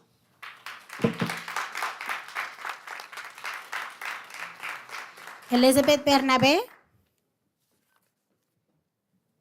Hello, my name is Elizabeth Bernabe. Good evening, city councils and mayor. I am here to ask again, why are we, or why do you want to remove Lupe Gomez? I thought that we were in a country where we play fair, where we win and lose, but you're a good sportsmanship. You have to take it as someone is running a clean campaign. Good. They lose or win, the counts are not in yet. She has been a good role model. She's been in the planning commissioner position for 3 years. She's done a good job.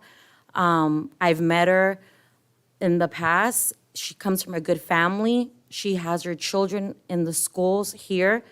Why are we wanting to remove her? We're not done counting. Why are we, what is the reason why? Why not let her stay? She's been productive. She's been a good role model. She's a good person. There's never been complaints. She's never had a bad record. Why now? It doesn't make any sense. I think keeping her in her position that she's in will benefit the city of Paris and benefit us all. I've been living in the city of Paris since I was 10 years old. I am 40. I've been here for 30 years. My children have been here. We are here and we are not leaving. If we need change in the city, we all need to be grown-ups, put our big girls in big boy pants, and understand that time is here. We cannot be mad, upset, because we're not winning, because no one's seen the thing. Thank you. Jillian Menez. Good evening. We all know how this looks. It's really frustrating the way that you guys have gone about this. I won't know, I assume, until after public comment, your guys' specific reasons for bringing this up. But I do wish that the city had committed to some sort of intervention process before it got to this point. It's really frustrating from an outsider's point of view. It does look like maybe mistakes were made, but there was no prior discussion or intervention to maybe correct those mistakes. And instead of doing our due diligence and working and having hard discussions to be able to keep good people in our city staff. We're faced with really bad-looking choices. Like I said, I do understand we won't hear your specific reasoning until after the fact, but you do have to know how this looks to residents like me. Mayor Vargas, I do understand that you won the election, and congrats. But I do need you to also understand that almost 7,000 Paris residents did vote against you. These votes do reflect a community desire for a more transparent city council, for more integrity in your decision making, and I do hope that that happens moving forward. I do hope that you see and feel the public pressure, and I hope that we can focus on taking strategies before things get this far, because stuff like this really hinders public trust, and it makes it really hard to have faith in our system. Thank you. Thank you. Aaliyah Liani Ochoa. Can you call the next three up after that? Hold on, Aaliyah, please. Abisai Morales. Elizabeth Morales. Nanette Placentia.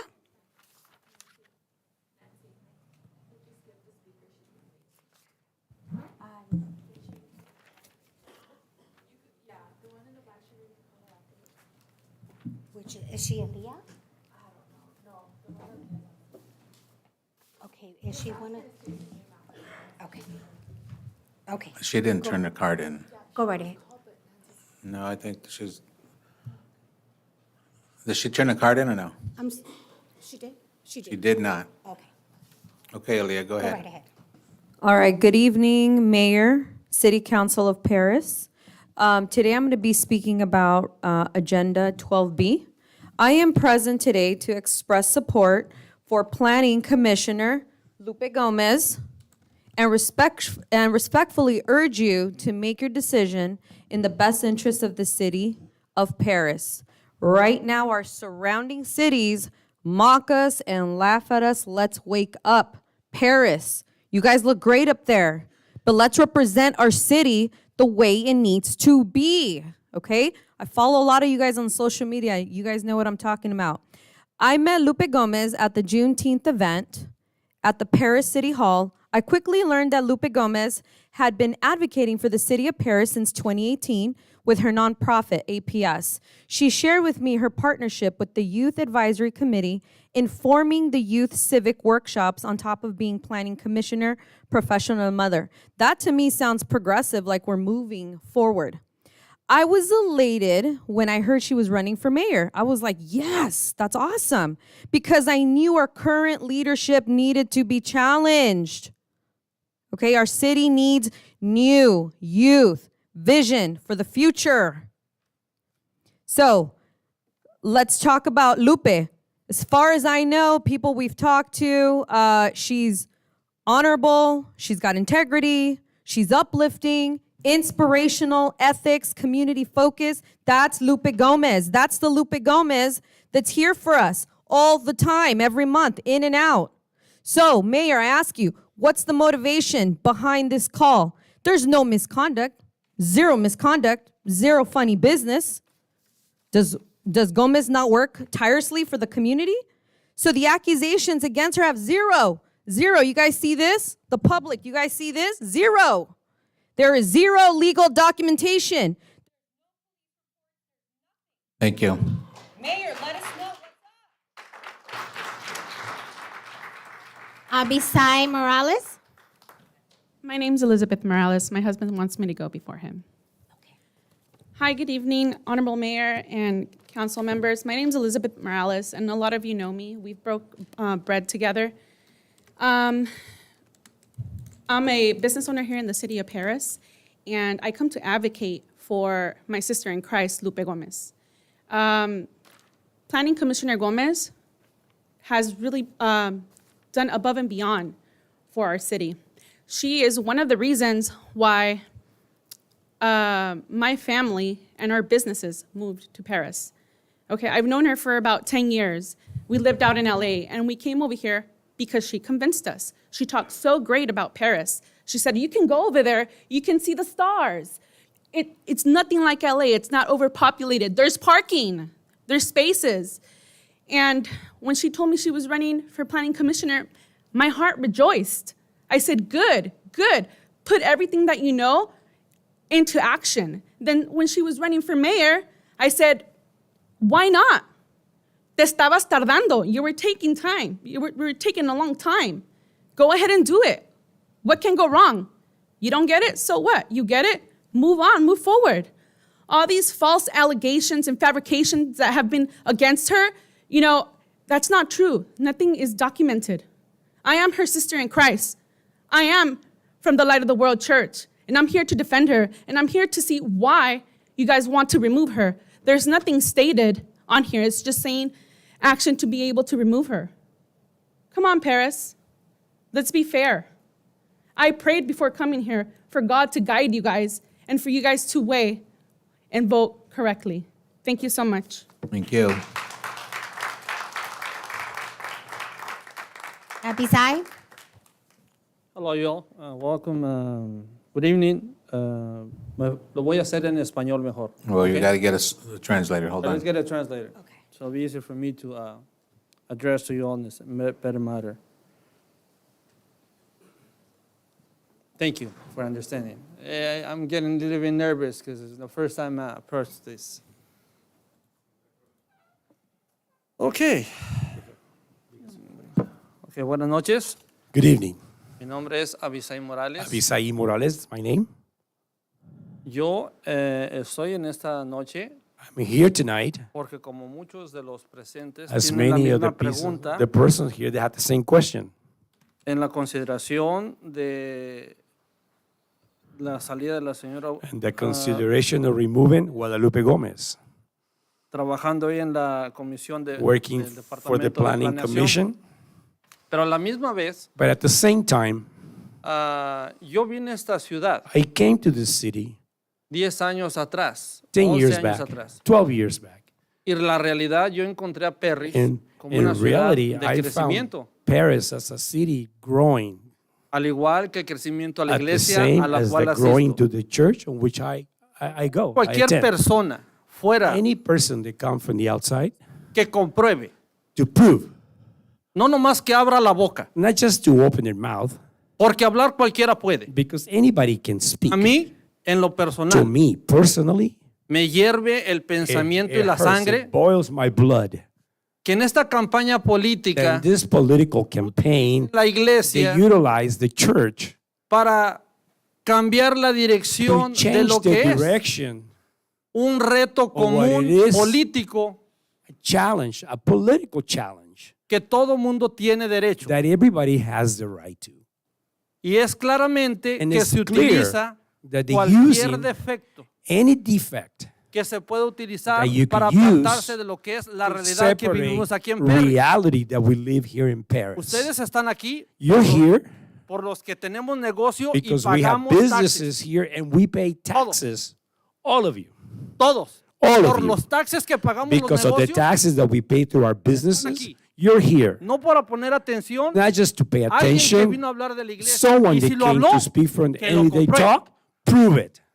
Porque a mí me duele que mi Because it iglesia hurts diga me that que they es una say secta. there's a way. Es- ¿Qué es una qué? Acepta, I'm sorry. y que hablen de ella. And to Lo speak, siento. I Lo feel it. siento. Los I feel it. invito a todos. Y I a los invite que all of you and to all here present están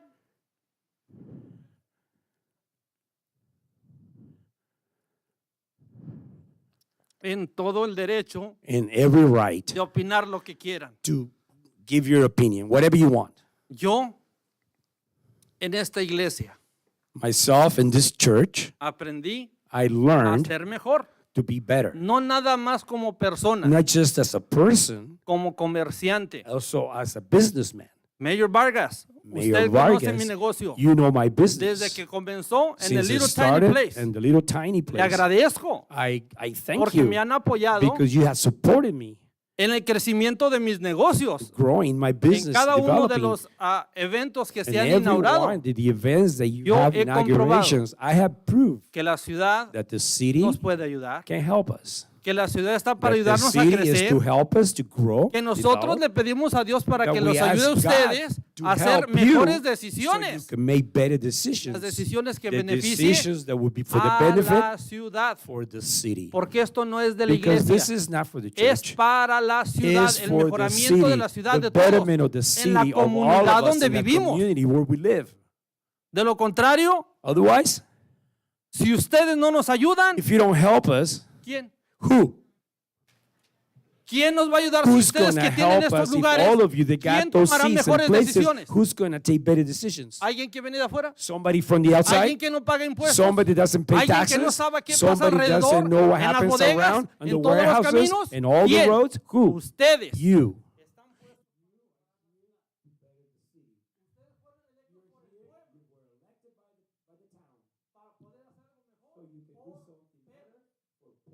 Okay, gracias, Mr. Morales.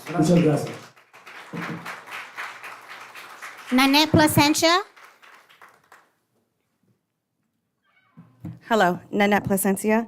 I'm here to speak in favor for Lupe Gomez. I asked you not to vote Lupe out because the only people that will win in that vote will be the developers. With Lupe Gomez and her seat, we have been a stronger planning commission and will be even stronger in 2025 with the new elected city council member, Elizabeth, winning her seat. She will soon get be able to nominate a person as well to the Planning Commission because each member of the City Council shall, upon taking office, nominate an individual to serve as Planning Commissioner. I question your integrity and ethics, Mayor Vargas, for putting this on the agenda to begin with, since your name has been the one brought up on memos from Amazon about what you represent and what you stand for and how you support trillion-dollar corporations. So my question is basically, and a lot of us wonder is why you put this on the docket for a vote, because you're the one that seems to be the one that needs to answer to us for a lot of things, because you're the one that seems to have a lot of ethics issues, not Lupe Gomez. Thank you. Thank you. It's our last one. The next three are Liana Melanson Sepulveda, Xochitl Marlene, Sandra Samitis.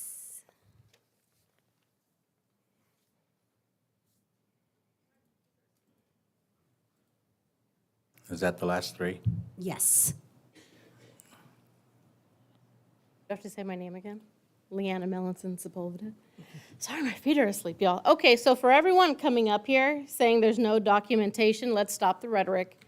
Please, I urge everyone in this room to call the Department of Homeland Security, the FBI, the Federal Department of Justice, and ask about the open investigation on Light of the World, and ask specifically for Lupe Gomez's name. So let's just clear that up. Can we save everybody time? Let's look, call it.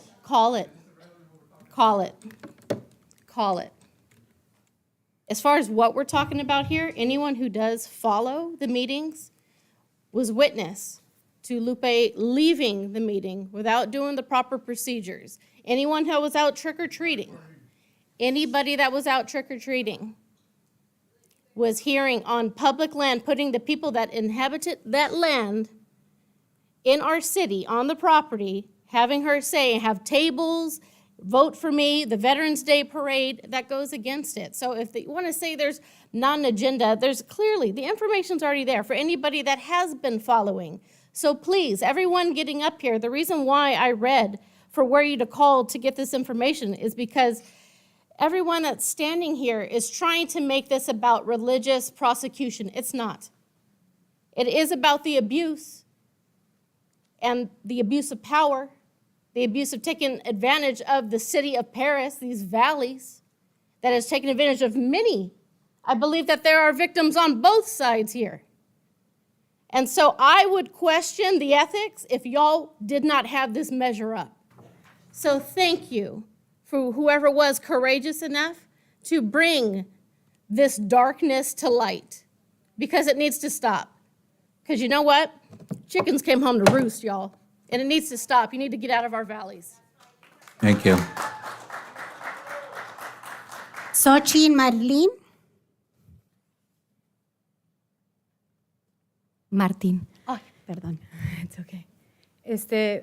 I'll stand here before City Council, and you'll understand how difficult it is, being that I'm also surrounded by my former members of the organization which I used to belong to. Please, everybody gave you guys time to speak. And it is very difficult. I actually came here in support of a beautiful event that was held here in the city of Paris called Voices for Hope, one which I participated in, and it was a tribute to victims of domestic violence within the organization of La Luz del Mundo, women who were murdered by their partners. And the city of Paris was wonderful enough to host an event. And I guess this was on the agenda. And I'm hearing once and again that I am a liar. The people that are of the organization La Luz del Mundo know that their leader is in prison for child sexual assault. Sochi, you need to address the council, not the people. So I'm sorry, for child sexual assault, it really hurts me that they continue to deny it. So the reason why I came forward, to the people who matter, this is dangerous. This organization is under federal investigation in 3 countries, not only in the United States with the Department of Justice, with the Federal Bureau of Investigation and Mexico. There is a federal investigation in Mexico as well, Colombia and El Salvador. So this is up to you all to make that choice, if you choose to communicate with these agencies. But this is the reason why I spoke. I am the person who said on social media, speaking to the senator who had endorsed Mrs. Gomez, because I was worried, letting him know what was going on and what was happening with the nonprofit. Thank you, your time's up. Thank you. Sandra Samitis. Can you repeat your name, please? Sandra Samitis. Thank you. Yes, my name is Sandra Samitis. I'm here as a resident of Paris, and I would like you guys to please just take a second and close your eyes and think about if you were in her shoes. I didn't write anything, so I'm just coming out from my heart. Lupe, I'm here to support her. When she told me she was running for mayor, I got really happy for her. I don't know anything about the whole thing with the church. I'm not involved with that, but I do know her as a person. And I know that she wants good for Paris. I'm a truck driver myself. And let me explain to you that trucks bring pollution, bring chaos to the city. And if I moved from where I used to live in San Fernando Valley, it was for those reasons. It's a lot of people there, it's very congested, and I wanted somewhere better for my family. And so we chose Paris. It's a small city, it was starting to grow, and you guys are bringing it with, all these warehouses, disgusting. I don't want that name of Paris. It's a beautiful name to be called that. It's just warehouses. So when I talked to Lupe and we talked about what was the things that she wants to bring to Paris and the things that she envisioned for Paris, I had completely agreed with her. So I hope you guys take this in consideration, put yourself in her shoes, and make the better decision. Thank you for your time and have a good evening. Thank you. That is all. All right, Council, anybody questions or comments? Mayor Pro Tem? I'd like to invite you all to look on the city's webpage, and there are records and videos of the Planning Commission meetings. And I'd like you to go to the meeting of August 7th. It's a 6-hour meeting, so there's quite a lot to go through. But on August 7th, during a 6-hour Planning Commission meeting, and in her role as a Planning Commissioner, Ms. Gomez made several disparaging remarks about the City Council. She questioned our decisions in front of the public as a commissioner. She also said we had failed leadership. I found these statements to be unacceptable for a commissioner appointed by the council. As a planning commissioner, the role is to make recommendations to the City Council. For someone who is appointed by the City Council to make recommendations, it's not a smart move to publicly state all of the things she said about the City Council. She did this in her role as a planning commissioner, not as an individual citizen coming up, as many of you do, and we accept that. But as a planning commissioner, when you sit on the dais, we expect you to be professional and be a part of the Paris team. Make the recommendations to the City Council, who have the final decision-making authority for the city. The last commissioner that did that was also removed by the City Council. So that's my statement. Thank you. Thank you. Anybody else? Mr. Mayor, if I may? Yes. Mr. Mayor, I just wanted to acknowledge that there was a document that was provided to the council, an additional item that was made available to the public as well. It's entitled Planning Commission Meeting Attendance Summary, years 21 through 24. Thank you. Anybody else wish to speak? Councilman Corona? Yeah, just some questions, but I would like to, at least since this item is being presented about Commissioner Gomez, that we do allow her to maybe get 2 more minutes to kind of finish her responses. But I do have questions for her without having to open up public comment for everybody. Is that something we could do? It's at the pleasure of the council. Yeah, I'm for that. All right, we'll let her finish her comments, and then we'll resume our discussion. Thank you, Mayor.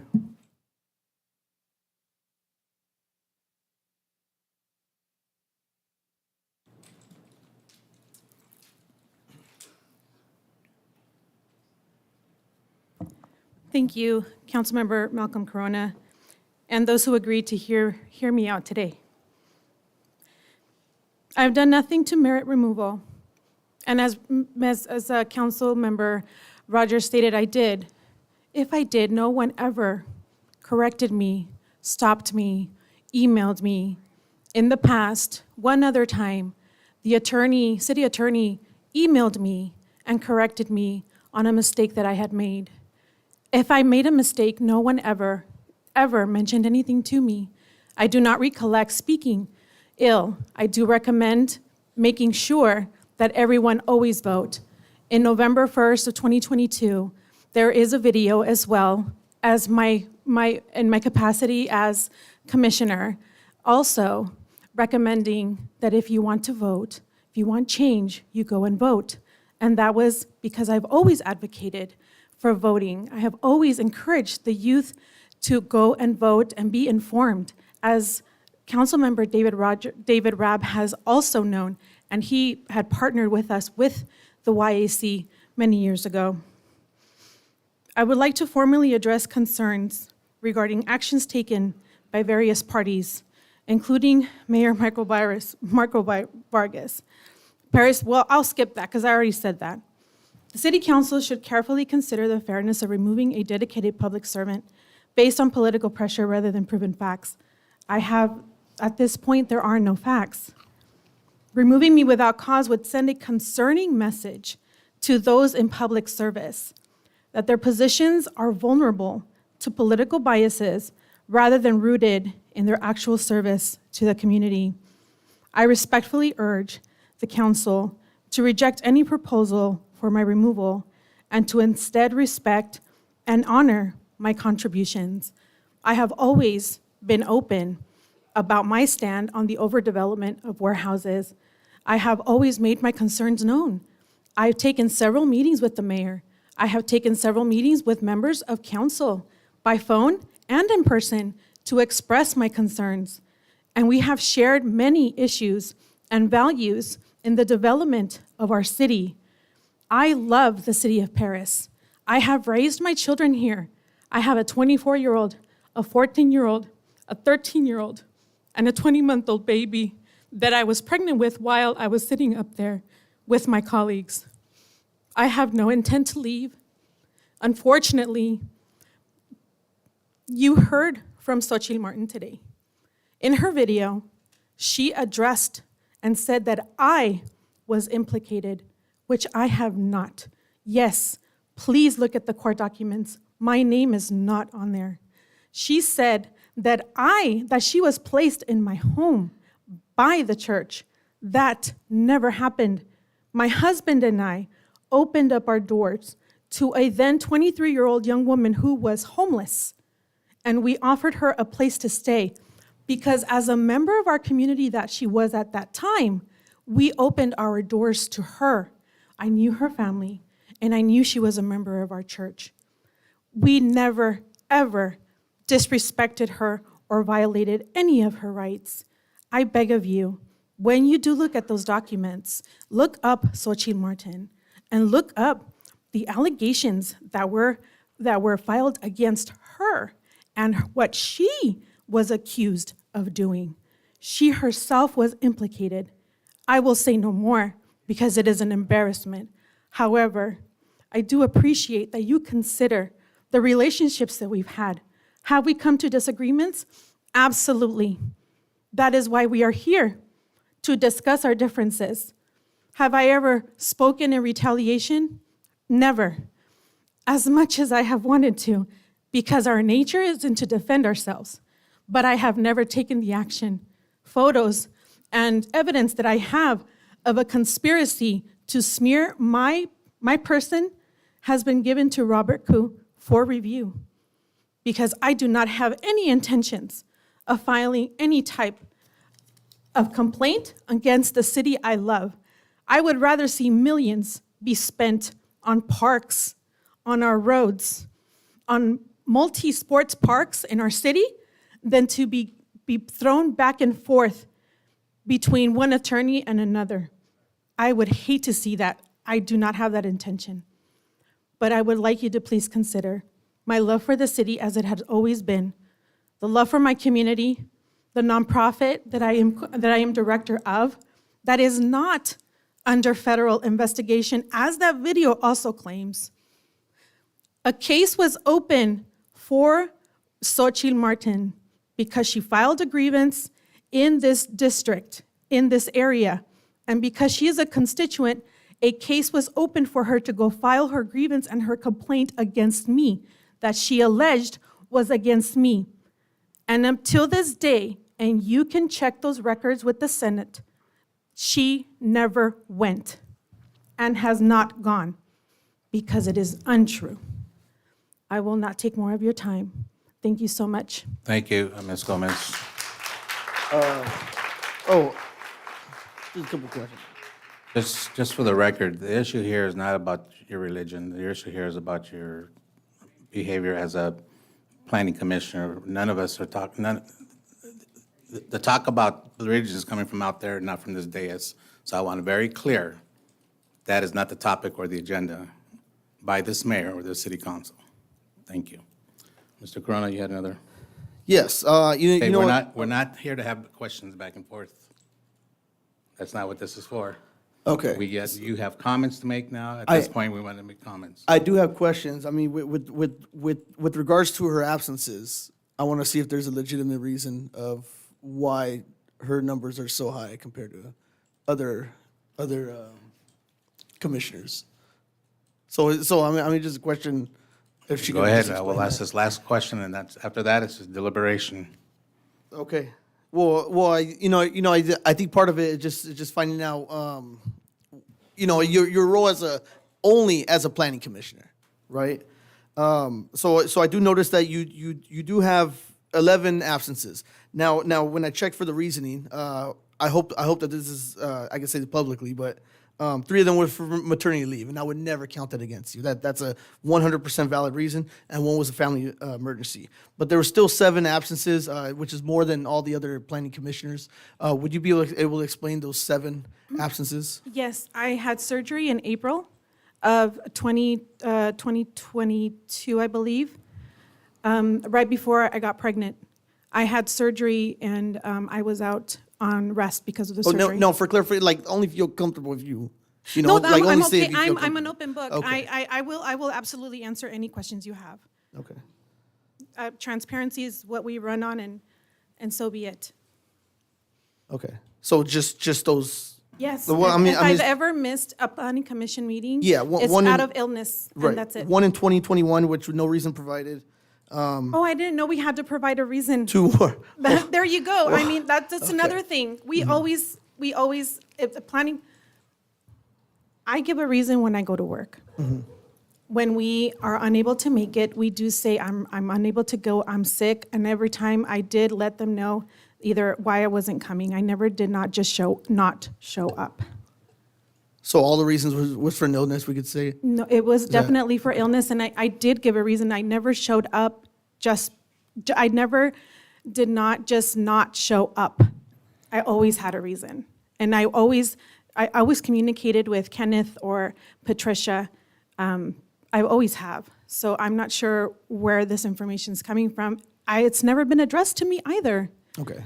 Well, just a attendance sheet of all the planning commissioners, and yours was much higher than the others. So, but thank you for clarifying that. I guess that's all the questions I have or could ask. Thank you. Anybody else?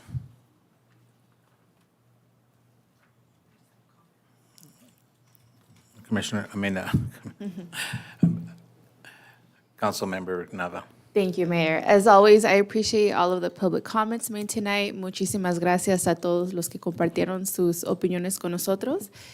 I'd like to first and foremost begin by sharing that we are at a critical juncture. If you're following City of Paris politics, we have a change in leadership, and I, for one, am very excited and optimistic about that change.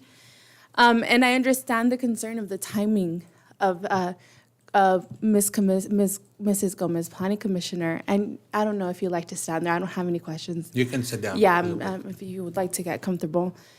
So I understand the concern of the timing of this removal.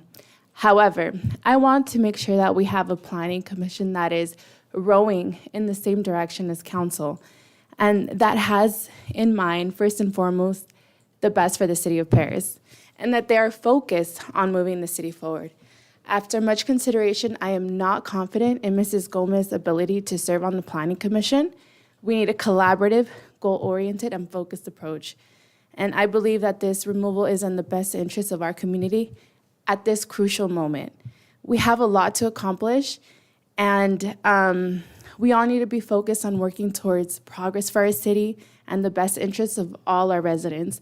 And I know we all have very busy lives we lead, right? And just the fact that we've taken a good chunk of our meeting today discussing this issue, I think it also reflects the fact that this is not the goals that I'd like to prioritize for the city of Paris.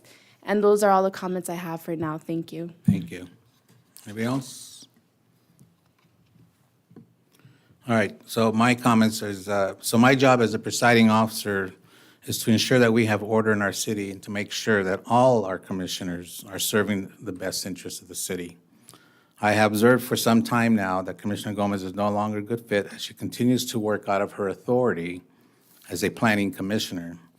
However, given the fact that she was running for office for mayor, I refrained from trying to remove her so that she could have a fair shot at the election. Now that the election is over, this is why we're bringing it up at this point. It is in the best interest of our city to remove her and appoint someone more committed to the council policies and who respects order in the city and our rules. And for the record, she was my appointee to the commission. And I received a lot of complaints about her acting outside of her authority as a commissioner at the dais during their meetings. And I did call her to correct this and had a meeting with her. And she has publicly announced during her campaign and other times that that's the reason why she's running, because she didn't like the way I was talking to her when I was telling her that that is not her job or her business to be doing what she was doing on the excuse me. So I tried to make those corrections, but it didn't work. So at this point, like I said, I wasn't going to do the removal process during the campaign because, yeah, how tacky is that? And I already know how this community would react to that. So I refrained from that and waited to the end of at the conclusion of the election. And this is why we're here, and this is why the reasons that we are doing what we're doing, or that I had brought it up to the council. So with that, if there's no more questions, I'll entertain a motion. Councilman Rab? Yes, thank you, Mayor Vargas. I'd like to thank everyone for coming out today to share their concerns. I'd like to thank Commissioner Lupe Gomez for serving on the Planning Commission. And like my colleagues, I had the opportunity to observe the several Planning Commission meetings over the last few years, particularly over this election cycle or the last 6 months. And I do echo Councilwoman Rogers' concerns regarding the August 7th, 2024 council meeting, or Planning Commission meeting. At that meeting, Commissioner Gomez made several comments disparaging the council and disparaging the lack of leadership or failure of leadership. Now, certain people might argue that it's the council, we have thin skins, but as a planning commissioner, you represent not only the council, but the city in whole and the staff that take time out of their busy schedules to sit here to develop the plans and develop the processes. I do not question Mrs. Gomez's commitment to the city of Paris, but I do think there is a blurred line between being an advocate for the residents and being a disinterested, meaning not getting too passionate planning commissioner who looks at the facts and the agendas and moves forward with the agendas. So at that meeting where she made those comments and made comments regarding people voting. Now, if it was the closing comment from any of the other planning commissioners who were not candidates in that election cycle, I would not take umbrage with that. But the fact that she was a candidate in that cycle, it led me to great pause regarding her position on the Planning Commission. I know several speakers mentioned that the council needs cause, but I want to remind them that the municipal code says that the planning commissioners serve at the pleasure of the council, and the council can add or remove people at the planning commission. When I first started here, there were 7 planning commissioners. About 6 years ago, we whittled it down to 5 because we wanted to make sure the planning commissioners attended the meetings. Another item several people brought up was the warehouses. I do believe we have a new council person coming up, and if we do fill this seat, we fill this seat next year when that new person is on the council. So the concerns regarding someone's vote on various projects do not come into play. Several of the other commissioners have voted down industrial projects. Commissioner Lopez, Commissioner Elizabeth, Commissioner Shively, Commissioner Hammond, they've all at times voted down industrial projects, and they still serve on the commission. So I'd like to thank all the speakers for coming out today. I'd like to thank Ms. Gomez for serving on the commission. But as I look what Councilwoman Nava mentioned, we are heading into a new year. This has been a contentious year, starting from the first meeting, the second meeting of the year, the January 30th meeting, all the way to this meeting, the elections, the national elections, everything that's happened this year. We want to move forward, turning a page, going back to the way things were, and the fact that the council, we're all on the same page. And I heard several comments saying the city of Paris is behind. We're the only city with over a $7 million reserves in the county of Riverside. We are one of the only cities in the county of Riverside that have not had to raise our sales tax. Our sales tax is the state minimum. And people are saying that the city is getting laughed at. No, when we go to different events, people want to know, how do we keep our resources up? How do we pay for this? We are the most financially solvent city out of the 431 cities in the state of California. So I take deep umbrage with that. I do my colleagues. We disagree on certain things, but at the end of the day, we're all civil. We all can get together. We can all agree to disagree. Some of the planning commissioners, I go run with some of the planning commissioners. I meet for coffee with the commissioners. We disagree. I say, hey, what was your reasoning behind that? They give their reasoning behind that. So I think at this juncture, moving into 2025, with the new council person coming in, with the new change in councils throughout the county, I think it's imperative that we start new. We go back to agreeing to disagree on issues, and I think that starts with the removal of Commissioner Gomez. So I will be voting yes to remove her. Thank you. Thank you. Councilman Corona? Thank you, Mayor. Just want to thank everybody for coming out and speaking up. But I do want to make it clear, as was already referenced, any decision making on my part has nothing to do with any any religious views or morals of any person. It's strictly based on their actions on the Planning Commission. I do remember that meeting in August. I was actually here in this room. I did listen to it, and I did speak to Commissioner Gomez about it and my disappointment with it. She did understand that it was wrong. I did, but since then she never did it again, right? And she should have never done it. I hope that in the future we do more training with the planning commissioners, just like we do with council. I mean, we're all aware never to do that. Just, you know, I'm gonna take it, take her word for it that she didn't know about it. Now with the question I had, I don't always agree with her decision making. Just like I don't agree with all the decisions of any of the planning commissioners all the time, right? She did at times vote in favor of rezoning for warehouses, which I've told her several times, and I made it clear that I wasn't in support with that decision, while at the same time denying a project that wasn't a rezone, just based on that. But in my opinion, just looking at all the facts, at this point in time, I don't think that there's enough reason to remove Commissioner Gomez at this time. But that's my decision. Thank you. Thank you. All right, council, this time is looking for a motion.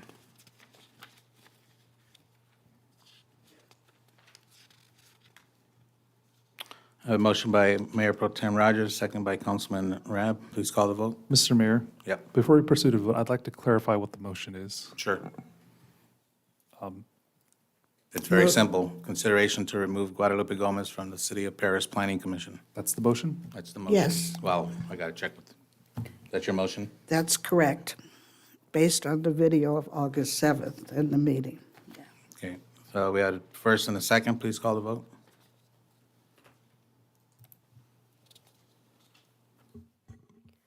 Rab, Rogers, Nava, Vargas, yes. Corona, no. Okay, thank you. All right, moving on, item, I gotta go back to 11 now.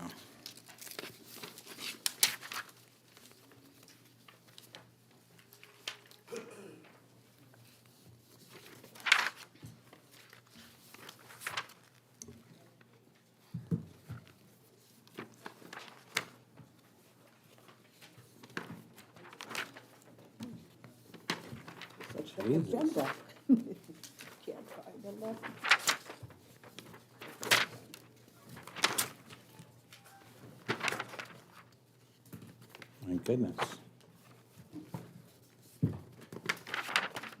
Okay. 11, public hearings. 11A is consideration to adopt proposed resolution numbers next in order regarding annexation of CUP 22-05100, Raising Canes, to the city maintenance districts. CUP 22-05100 is located at the southeast corner of Nuevo Road and Old Nuevo Road. APN's portions of 311-050054. The owner is Nuevo Gateway LLC. This is going to be introduced by our city engineer, Mr. John Porcozimi. Thank you. Thank you, Mayor. Good evening.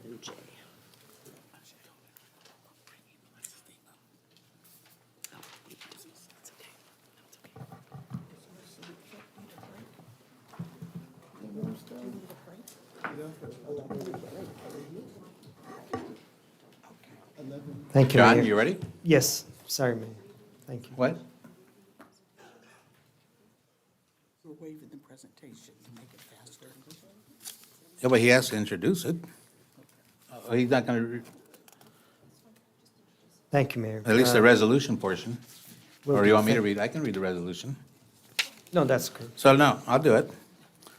So this is a resolution of the City Council of the City of Paris. Normally, I don't do it, but that is part of my job. I just let you guys go into it. So this is a resolution of the City Council of the City of Paris, County of Riverside, State of California, ordering the working of connection with annexation of CUP 22-051100 to the City of Paris Maintenance District Number 84-01. This is for streetlights, giving final approval of the engineer's report and levying the assessment for fiscal year 2024-25. A resolution of the City Council of the City of Paris, County of Riverside, State of California, ordering the work in conjunction with the annexation of CUP 22-05100 to the Benefit Zone 191, City of Paris Landscape Maintenance District Number 1, giving final approval of the engineer's report and levying the assessment for fiscal year. So, Council, these are very, very routine and lengthy processes that we do all the time. So if there are no objections, I'm going to waive the staff's presentation on this item. You've heard the resolution, and we'll just go into opening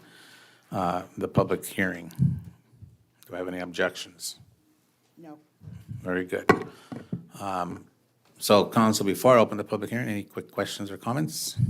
If not, we're going to open up the public hearing at 9:01 PM. Madam Clerk, do we have any requests to speak? No, sir. All right, we're going to close the public hearing at 9:01. Nope, 9:02. And I'm going to ask the city clerk to open up the two ballots.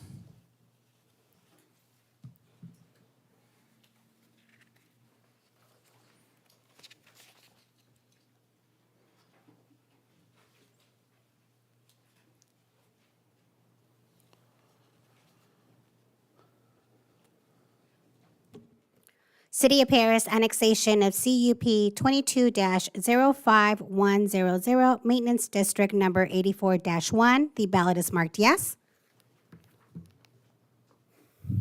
City of Paris annexation of CUP 22-05100 to Benefit Zone 191, Landscape Maintenance District Number 1. The ballot is marked yes. Thank you. Okay, at this time, I'll call for a motion on the two resolutions. I have a motion by Mayor Pro Tem Rogers, second by Councilman Rab. Please call the vote.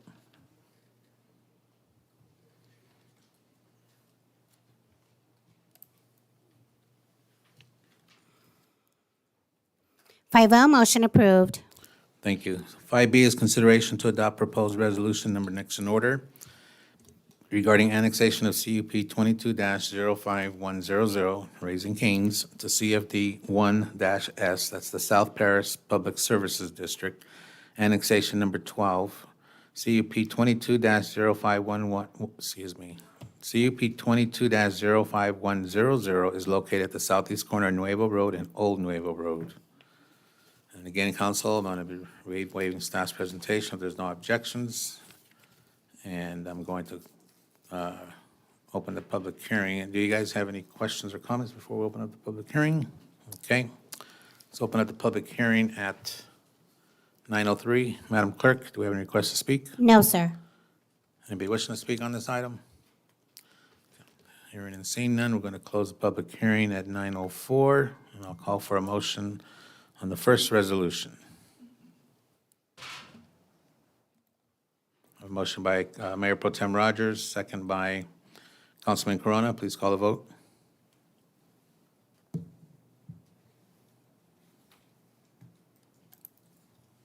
Five oh, motion approved. Thank you. Madam Clerk, can you open up the ballot, please?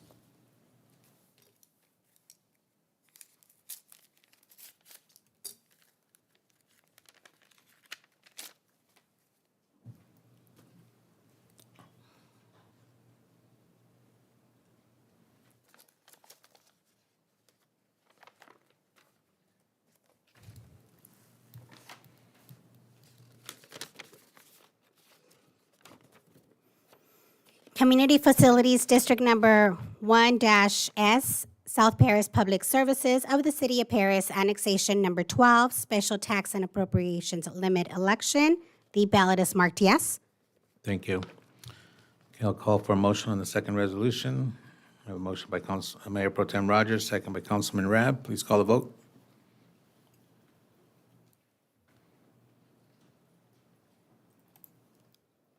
5-0, motion approved. Thank you.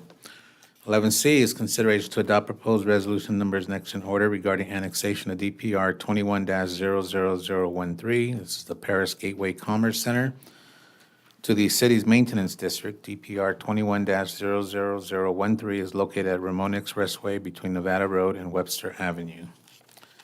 And we will waive the presentation and move on. Nobody has any comments. I'm going to open up the public hearing at 9:06. Madam Clerk, do we have any requests to speak? No, sir. Anybody wishing to speak on this item? Hearing and seeing none, I'm going to close the public hearing at 9:06. And Madam Clerk, can you please open up the 6 ballots?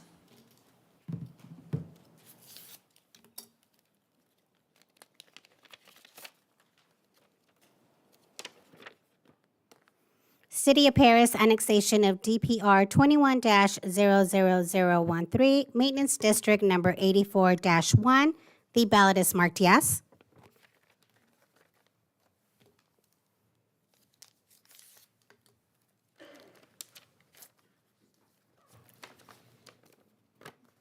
City of Paris annexation of DPR 21-00013 to benefit Zone 190, Landscape Maintenance District Number 1. The ballot is marked yes.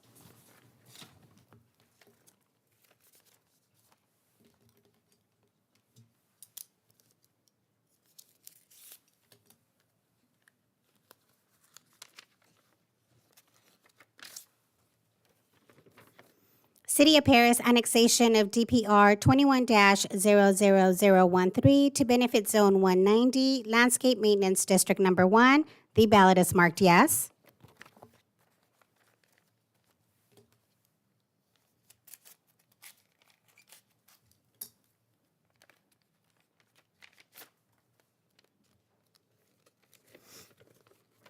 City of Paris annexation of DPR 21-00013, Maintenance District Number 84-1.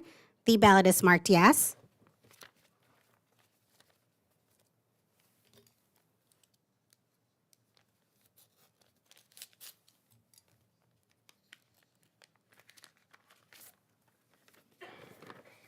City of Paris annexation of DPR 21-00013 to benefit Zone 155, Flood Control Maintenance, District Number 1. The ballot is marked yes.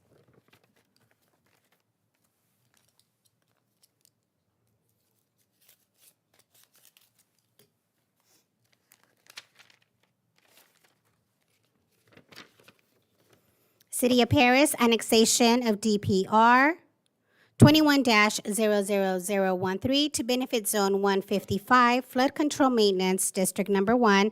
The ballot is marked yes.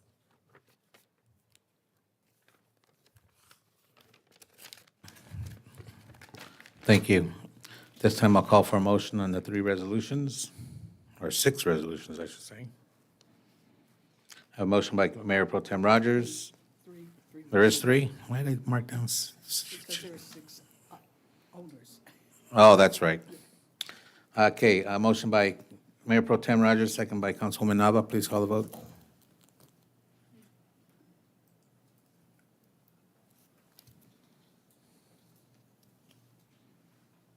Oh, sorry. 5-0, motion approved. Thank you. All right, 11D, consideration to adopt proposed resolution number next in order regarding annexation of DPR 21-00013, Paris Gateway Commerce Center to CFD 2001-3, this is the North Paris Public Safety District. Annexation of number 68, DPR 21-00013 is located in the Ramona Expressway between Nevada Road and Webster Avenue. And council, again, I'm going to waive the staff's presentation.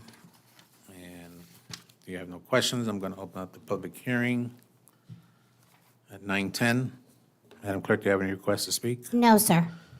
Anybody wishing to speak at this time? Hearing and seeing none, we're going to close the public hearing at 9:10, and I'll call for a motion on the first resolution. I have a motion by Mayor Pro Tem Rogers, second by Councilman Rab. Please call the vote.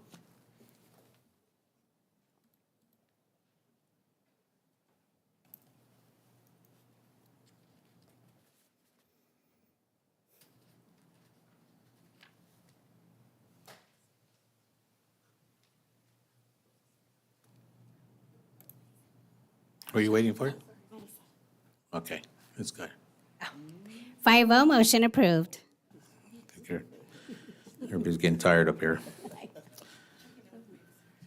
Okay, at this time, I'll call for a motion on this, excuse me, Madam Clerk, if you can open up the two ballots, please.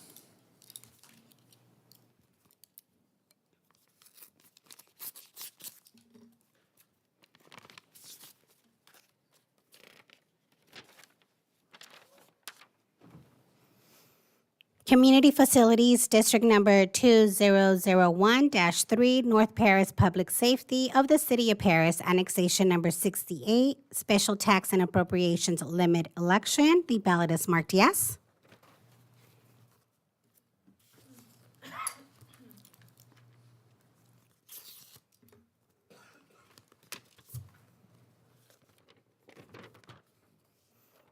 Community Facilities, District Number 2001-3, North Paris Public Safety of the City of Paris, Annexation Number 68, Special Tax and Appropriations Limit Election. The ballot is marked yes. Thank you. At this time, I'll call for a motion on the second resolution. A motion by Mayor Pro Tem Rogers, second by Councilman Rab. Please call the vote.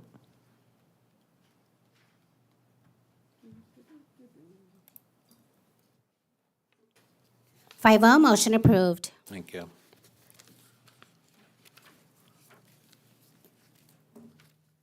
Okay, 11E is consideration to adopt proposed resolution number next in order regarding annexation of DPR 21-00013 Paris Gateway Commerce Center to CFD 2018-2. This is the Public Services District to annexation number 25. DPR 21-00013 is located on Ramona Expressway between Nevada Road and Webster Avenue. And again, I'll be waiving the staff unless some presentation unless someone has any objections. And I'll call for, I'm going to open up the public hearing at 9:13. Madam Clerk, do you have any requests to speak? No, sir. Anybody wishing to speak at this time? Okay, you're going to close the public hearing at 9:13, and I'll call for a motion on the first resolution. I have a motion by Councilwoman Mayor Pro Tem Rogers, second by Councilman Corona. Please call the vote.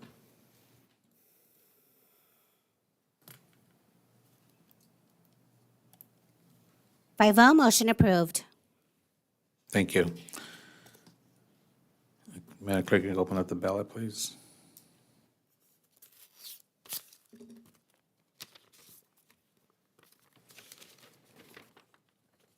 Community Facilities, District Number 2018-02, Public Services District of the City of Paris, Annexation Number 25, Special Tax and Appropriations Limit Election. The ballot is marked yes. Thank you. Okay, I'll call for a motion on the second resolution. A motion by Mayor Pro Tem Rogers, second by Councilwoman Nava. Please call the vote.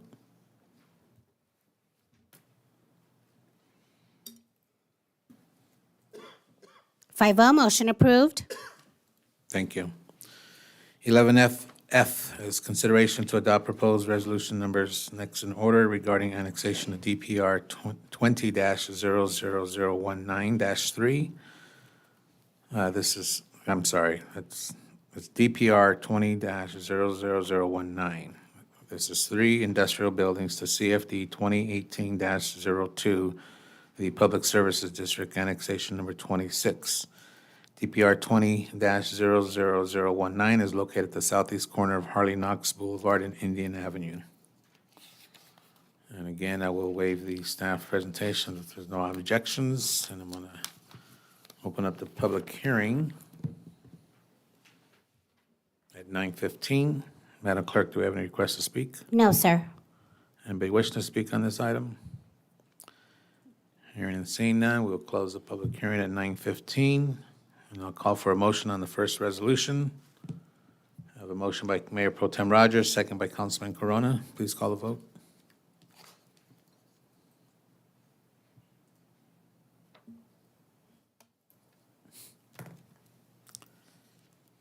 Five oh, motion approved. Thank you. Madam Clerk, can you open up the ballot, please?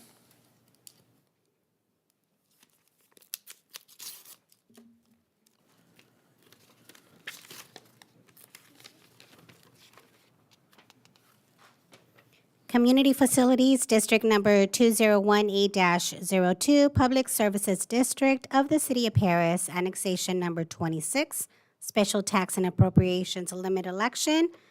The ballot is marked yes. Thank you.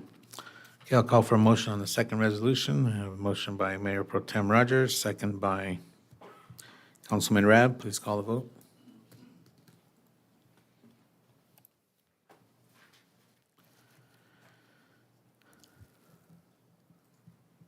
5-0, motion approved. Thank you. 11G is consideration to adopt proposed resolution number next in order, authorizing the lien cancellation of parcels from Zone 2 of the Community Facilities District number 2021-1. This is the Avion Pointe Acacia. If the special tax obligation is satisfied through prepayment pursuant to Section 6A of the CFD 2021-1, rate and method of apportionment CFD number 2021-1 is located at the Windflower Lane and West Bowen Road, Avion Pointe Track, and East Nuevo Road and Murrieta Road, Acacia Track. Again, I will waive, we're done waiving. This item will be introduced by Director of Finance, Mr. Matthew Shank. I tried, guys. Thank you, Honorable Mayor. We are not going to waive it? Mayor, this item can also be waived if you'd still like a presentation. Absolutely, no, that's not required. Our people out there, my folks out there are pretty tired already, I'm sure. Bear with us, we're almost done. Okay, so we're going to open up the public hearing at 9:17. Madam Clerk, will request to speak on this item. No, sir. Anybody wishing to speak on this item? Don't jump. Okay, we're going to close the public hearing at 9:18, and I'll call for a motion on the resolution. A motion by Councilman Rab, second by Mayor Pro Tem Rogers. Please call the vote.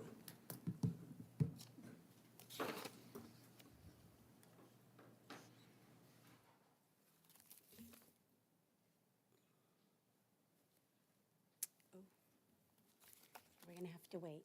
Malcolm is not here. He'll be back We in a just- second. Yeah. No. Huh?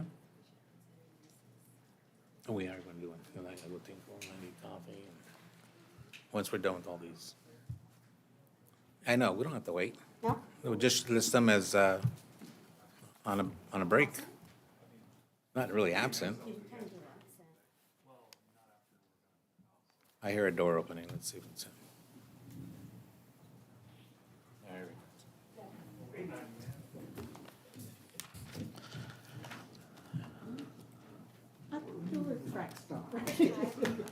This is a vote on this. Well, he didn't even hear what I said. It's item J, it's releasing the tax rate. Yeah, that's a good one. Well, you should have did your homework and read the agenda, I saw so, that. okay. All right, call the vote, please. 5-0, motion approved. Thank you. Okay, 11H, consideration to adopt proposed resolution number next in order, a proposal to consider an appeal of the Planning Commission denial of condition. Is this a whole new one now? We want to take a break now? Yeah, this is a good time. I promise, just a 5-minute break. So we'll be back at about 9:25? 9:25 exactly.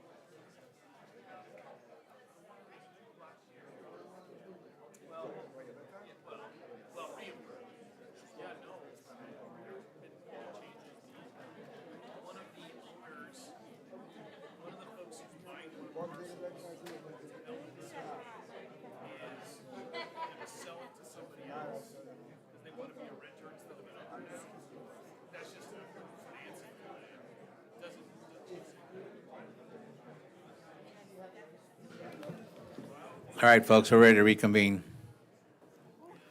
I promised 5 minutes, we went over.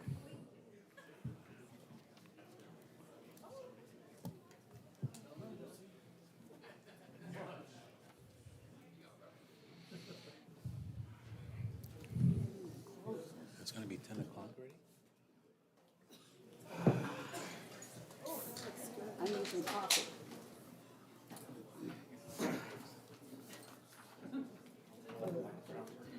You guys want to call it at 10? All right, so we're going to start with 11H, and just for a notice, we do have protocols. We do not go over 10 o'clock, so at that time, when it gets close to that hour, I will confer with my colleagues if they want to follow those procedures, which they're there for, so we should be following them. But 11H is consideration to adopt proposed resolution number next in order, a proposal to consider an appeal of the Planning Commission denial of conditional use permit CUP 22-05023 for the construction of a 395,500 square foot industrial warehouse building that has since been revised to a smaller 350,000 square foot industrial warehouse and two business park building totaling 14,000 square feet on 19.16 acres located on the southwest corner of Mapes Road and Trumbull Road in the business park known as BP zone. The applicant is Cameron Benji of Blue Marquise. And this item is going to be introduced by our Director of Development Services, Mr. Kenneth Fung. Honorable Mayor and members of the City Council, this item will be presented by our Associate Planner, Lupita Garcia.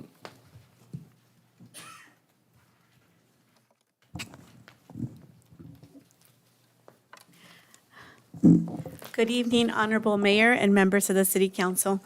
Thank you for the introduction. My name is Lupita Garcia, Associate Planner. Tonight, once again, I'm bringing before you the Blue Marquise project. The project site is located on the southwest corner of Mapes Road and Trumbull Road. Surrounding uses include EMWD's equipment yard to the north, the Big League Field of Dreams to the northeast, approved industrial development in the city of Menifee to the east, industrial development to the south, and Interstate 215 to the west. The property is located in the business park zone, which allows warehouses as permitted uses with the approval of a conditional use permit. To provide you with some background information, on August 16, 2023, the Planning Commission unanimously denied the project by a vote of 5-0. On November 14, 2023, the City Council considered an appeal to the project. The project was continued off calendar to allow the applicant time to propose a smaller industrial building with a business park and obtain feedback from the Planning Commission.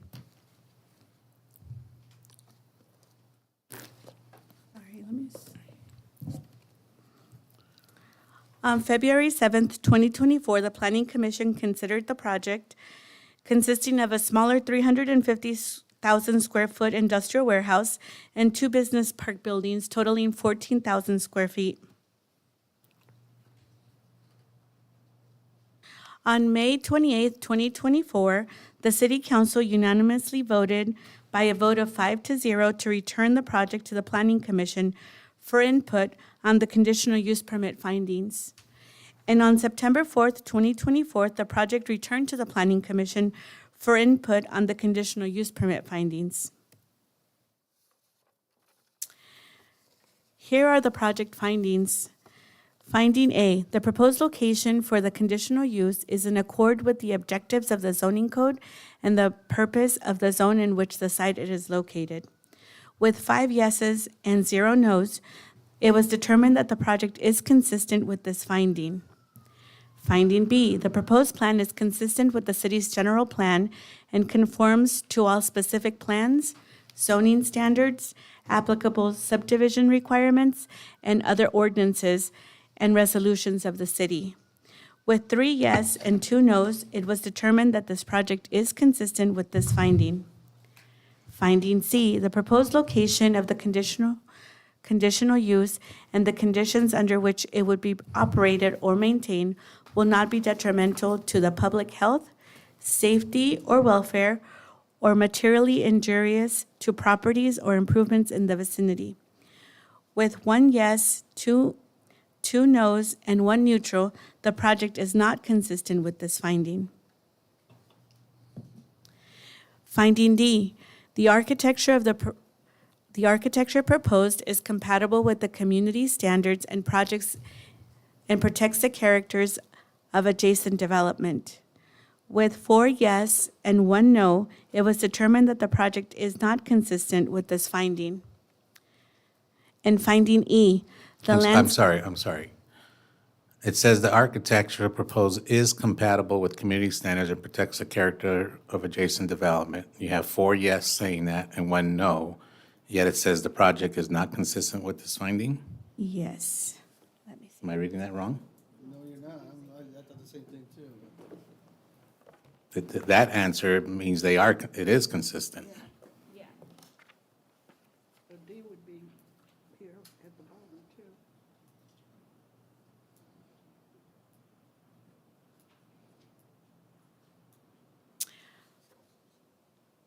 I apologize. This is supposed to say we had 1 yes and 4 no's. Okay. So the project is not consistent.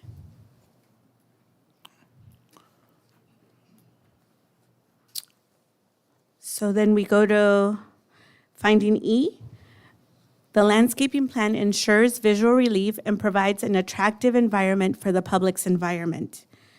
With 5 yes and 0 no's, it was determined that the project is consistent with this finding. So in summary, the Planning Commission reached a consensus on 3 of the 5 required findings in support of the project, findings A, B, and E. I'm sorry, just to clarify, and we confirm that D should be included in that finding summary, A, B, D, and E? That's the one you just clarified. Well, D is not supporting. Okay. It's supposed So- to be 1 yes, 4 no's, so that would not be consistent. That wouldn't be So, supporting. correct. The consensus was just for findings A, B, and E. Okay, got it. So Thank you. what, A, B, D. So C, can you go back to C? What's that category? The proposed location of the conditional use and the conditions under which it would be operated or maintained will not be detrimental to the public health, safety, or welfare, or materially injurious to properties or improvements in the vicinity. Okay, thank you.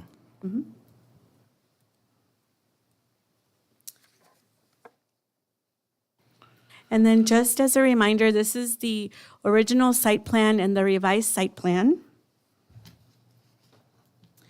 Here we have the business park elevations. And here we have the warehouse elevations. As part of the Blue Marquee project, the applicant modified their community contribution from a $100,000 scholarship to a $400,000 contribution to the city's skill center. Additionally, the applicant will contribute $50,000 towards the basketball court of Green Valley Park. An initial study was prepared for the revised project in accordance with the California Environmental Quality Act, which concluded that all potential significant effects on the environment could be reduced to less than significant levels with mitigation measures. After the preparation of the Planning Commission staff report dated September 4th, 2024, staff received 3 letters in support of the project and 1 letter in opposition of the project. Additionally, today before you, you have a memorandum. And today, staff received 7 letters. A total of 8 letters. 7 of the letters are in opposition of the project. 1 of the letter is in support of the project. And then there is additional information provided by the applicant for your review. Since the warehouse building was reduced from a 395,500 square foot warehouse building to a 350,000 square foot building and 2 business parks totaling 14,000 square feet, which were the original concerns of the Planning Commission, and the Planning Commission consensus on 3 of the 5 findings, findings A, B, and E, staff recommends that the City Council uphold the applicant's appeal and adopt resolution next in order, adopting the mitigated negative declaration 2387 and approving conditional use permit 22-05023 based on the findings and subject to the conditions of approval. Alternatively, should the City Council choose to affirm the Planning Commission's decision, thereby denying the project, a separate resolution next in order has been prepared to deny the adoption of mitigated negative declaration 2387 and conditional use permit 22-05023. This concludes my presentation. I am available for any questions. The applicant is also here tonight with a presentation for you. Thank you. Good evening, Mayor. Just real quickly, the $50,000 additional contribution that was made by the applicant today is not in the conditions of approval. So if the council decides to move in this project, we will want to amend the condition to add that, if that's the direction of the council. Well, remind us at that time. All right, the applicant's here. Can see. Do you want to make some comments, presentation? Good evening, Honorable Council, Mayor, and staff. My name is Violeta Aguilar, and I would like to take this opportunity to highlight several key components of the project that demonstrate the developer's commitment to the community and the project's compatibility with the surrounding area. This thoughtfully designed project has undergone significant revisions, and we are confident it will bring lasting economic and social benefits to our community while addressing local infrastructure needs and enhancing the overall quality of life in Paris. The developer has worked diligently with the City of Paris, the Planning Commission, staff, and key stakeholders to ensure the project is aligned with both the city's general plan and zoning code. The project is located within the business park zone, which allows for industrial warehousing and business park uses subject to conditional use permit.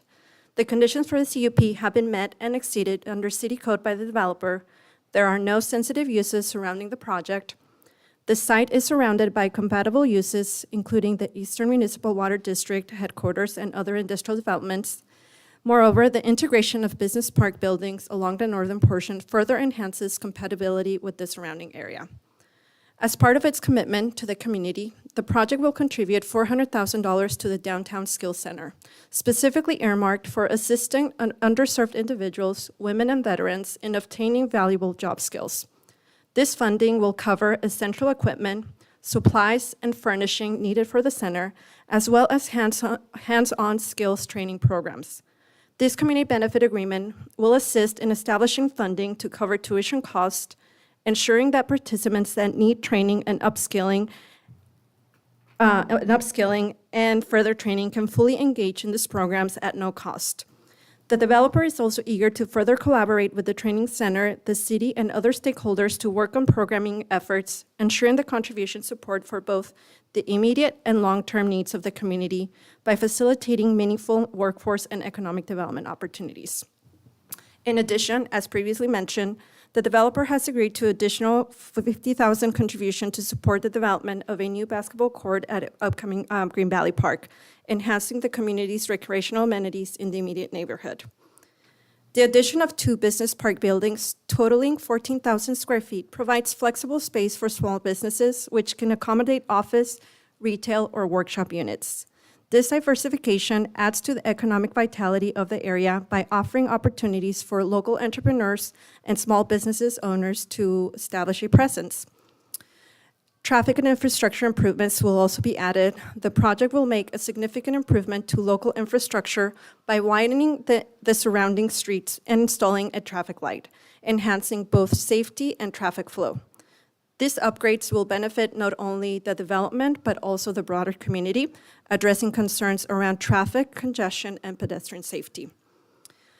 The project will also implement a stormwater management solution at the corner of Trumbull and Mapes Road, installing underground water tanks to mitigate flooding and manage excess stormwater during the rainy season.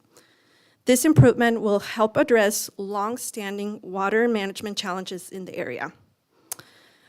The project will feature upscale architectural elements, including glass roll-up doors and a reduced building height of 28 feet.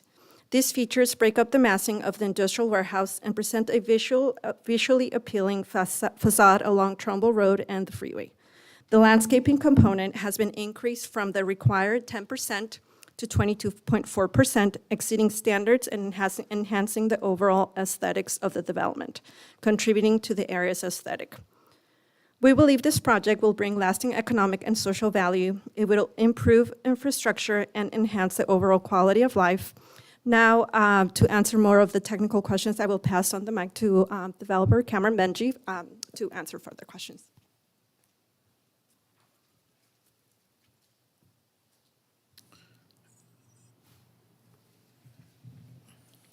Are you done with the presentation? So we're not at questions yet, this is still your presentation. I actually would like to make a presentation as well, but I'll make it very quick. I know time is very late. Next one and last one. Thank you. Good evening, Honorable Mayor. Good evening, council members. I start by apologizing because it's late. I know everyone wants to go home, and I will try to keep this short but to the point. This project has been in process for the past 4 years. 4 years, something that shouldn't have taken more than 18 months. We have spent a large amount of money, millions of dollars, in engineering, architecture, environmental studies, carry costs, and taxes, which is tremendous for a small company which is family-owned. At this point, the project is at the brink of going bankrupt if it's not passed. I just want to make that clear to everyone. This project is not asking for a zone change. This is the only project in front of you tonight that is not asking for a zone change. Everything that is provided is within the zoning laws, and it's permitted. So we're not asking for something that is not given or is not permitted. Additionally, the extensive environmental studies that were provided, which were prepared by a nationally known and respected environmental company, LSA, showed that we have absolutely no significant impact. There are no homes close to us, and the impact on the sensitive receptors are minimal. Additionally, our use conforms to the surrounding uses. Just to the south of us, we have the UPS distribution center. We have the Southern California Gas Company warehouse, rental manufacturing, Sun State Equipment, Sturgeon Electric. These are all industrial warehouses within a minute walking distance. So the statement that we don't conform absolutely is baseless. The UPS distribution center is a cross-dock warehouse. That's enormous.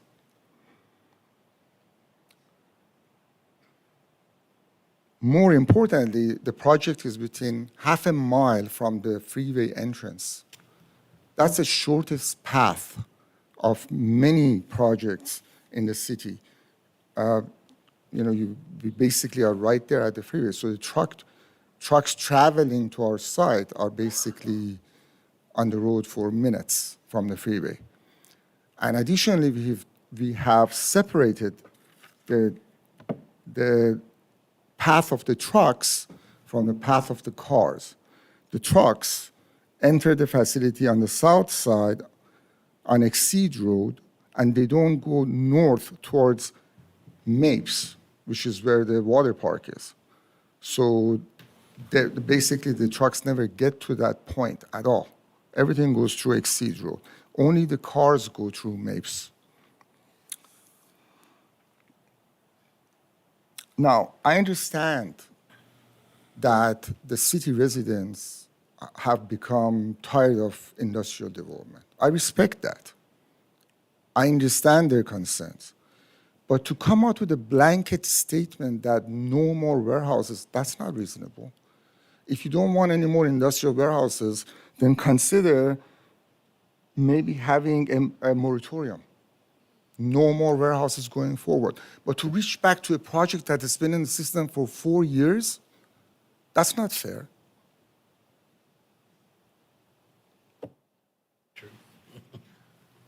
And then to say that maybe there should be another use for this project. Why that was never brought up? We had 3 ad hoc meetings. They only gave us cosmetic comments. The only time that we got a negative comment was at the Planning Commission meeting, August of 2023, that Commissioner Gomez was in front of you just minutes ago, derailed the project, and just said, well, why don't you go build a hotel there? Seriously? Go and build a hotel after 4 years? And which hotel is going to succeed in that location, in an industrial area? Just within minutes from us, at the corner of Trumbull and 74, that's like quarter mile, there's a site that has been approved for hotel. And it's been sitting there approved for years because no operator is interested in having that. Nobody wants to put money into that project. So how do people make comments that are baseless and is not studied and was not researched? The reduction in the size of the original design, we reduced it by 50,000 square feet. Addition of the business park, which is very expensive to build, as opposed to a warehouse,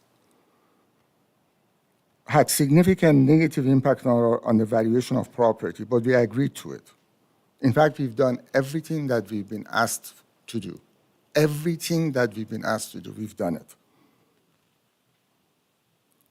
So when you add the additional costs plus the monetary contributions that we are offering to the city, $400,000, which is badly needed for the skill center, and $50,000 towards a basketball court that is needed also for the park.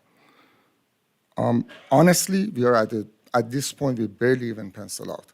But that's better than going into bankruptcy.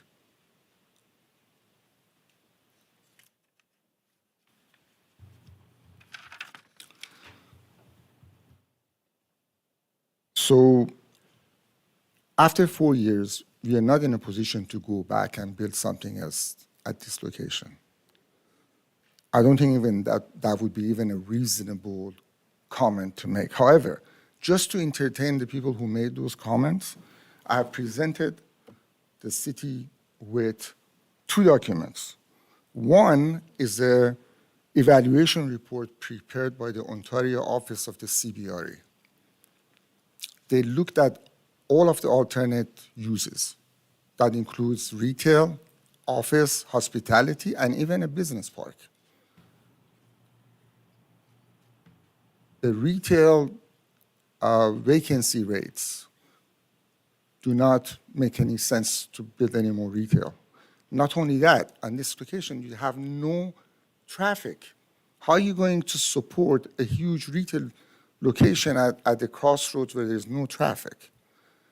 Hospitality, I just explained to you that within 2 minutes walk, there's a site that is approved and it's not happening. Office, ever since after COVID, nobody wants to go back to office. 16.5% vacancy rate in city of Paris in offices. Should you go build more offices? So that report shows you all the alternatives and makes the conclusion that nothing else would make sense at this site. And then the second report I provided you with is the trip generation, also provided by LSA, the environmental company. That trip generation considers what happens if you build this as a pure business park, 100% business park. And it shows you that the traffic goes up by a factor of 300 to 400%. By traffic, I mean passenger car equivalent, which is the trucks and the cars. When you convert them all to what's called a passenger car equivalent, 300 to 400% more traffic. You know what that means? That means 300 to 400% more pollution. Is that what we want for the city? So if none of these other alternative uses make any sense, what is the city asking us to do? To keep the land undeveloped and continue to pay taxes and carry costs so that certain people within the city will be happy? Is that reasonable?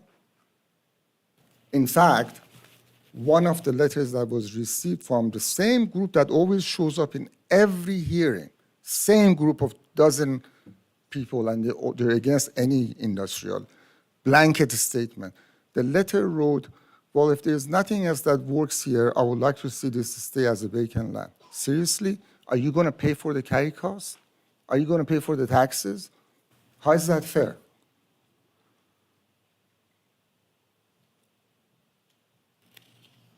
And what kind of message is the city sending to future developers? Forget about industrial. Any developer who is banking on your zoning laws and looks at a zoning and says, okay, I can build a shopping center here. Are you going to be able to trust that and go and spend years and millions of dollars to come in front of this the commissioners or the city council to be told that they should go back and build something else there? I'm going to finish my comments by this. I know there's a lot of pressure on the city council not to approve any more industrial projects. But a blanket statement is not the right way to go about it. You can change the city code. You can change the zoning. You can put a moratorium. And I know there are certain city council members who are considering not voting tonight. I'm asking you, please vote. And please do the right thing. Do what's best for the city. I'm not do it for me personally, but do what's best for the city. Thank you. Thank you. Would you like me to stay to answer any questions? Just stay in the front there. Council, you have any quick questions before I open up the public hearing? All right. Councilman Corona? Yeah, for the staff, for Kenneth. I know currently it's slated at BPO, right? Is that? That's correct. Okay. Is there any other uses that could have been done? I mean, I totally understand the applicant. I mean, they spend a lot of time and energy and resources in going towards this direction, but what are the current uses that could be there? Just maybe a list of the top 5 things that you could see. They can put a commercial in the BP zone. They can put an office. They can do a variety of retail or office use. Right. But the applicant stated that they did research, and I definitely appreciate you giving us that report and stuff like that, but it just seemed like right now in that location, nothing's feasible for that. I can't vouch for that. You have to refer back to that report. Okay. I'm sorry, if I may interject, this was Thank you. pulled from the agenda. The permitted uses should consist of restaurants, offices, clinics, medical office, et cetera. So those are just a few more to add to the list.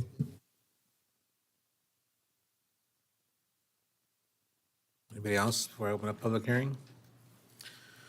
All right, you may sit down, sir. I'm going to open up a public hearing at 9:55. Madam Clerk, do you have any requests to speak? Yes, sir. How many do we have?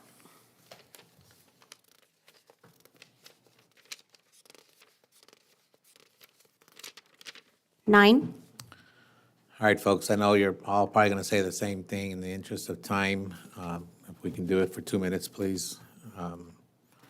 You don't have to be reiterating. I mean, just make your one main statement so we can move on and get everybody else up here. So again, so there are some, well, I don't know if there's seats available or not, but if you can call the first 3 people up, please. Jillian Menez, Juan Serrato, John Shardlow.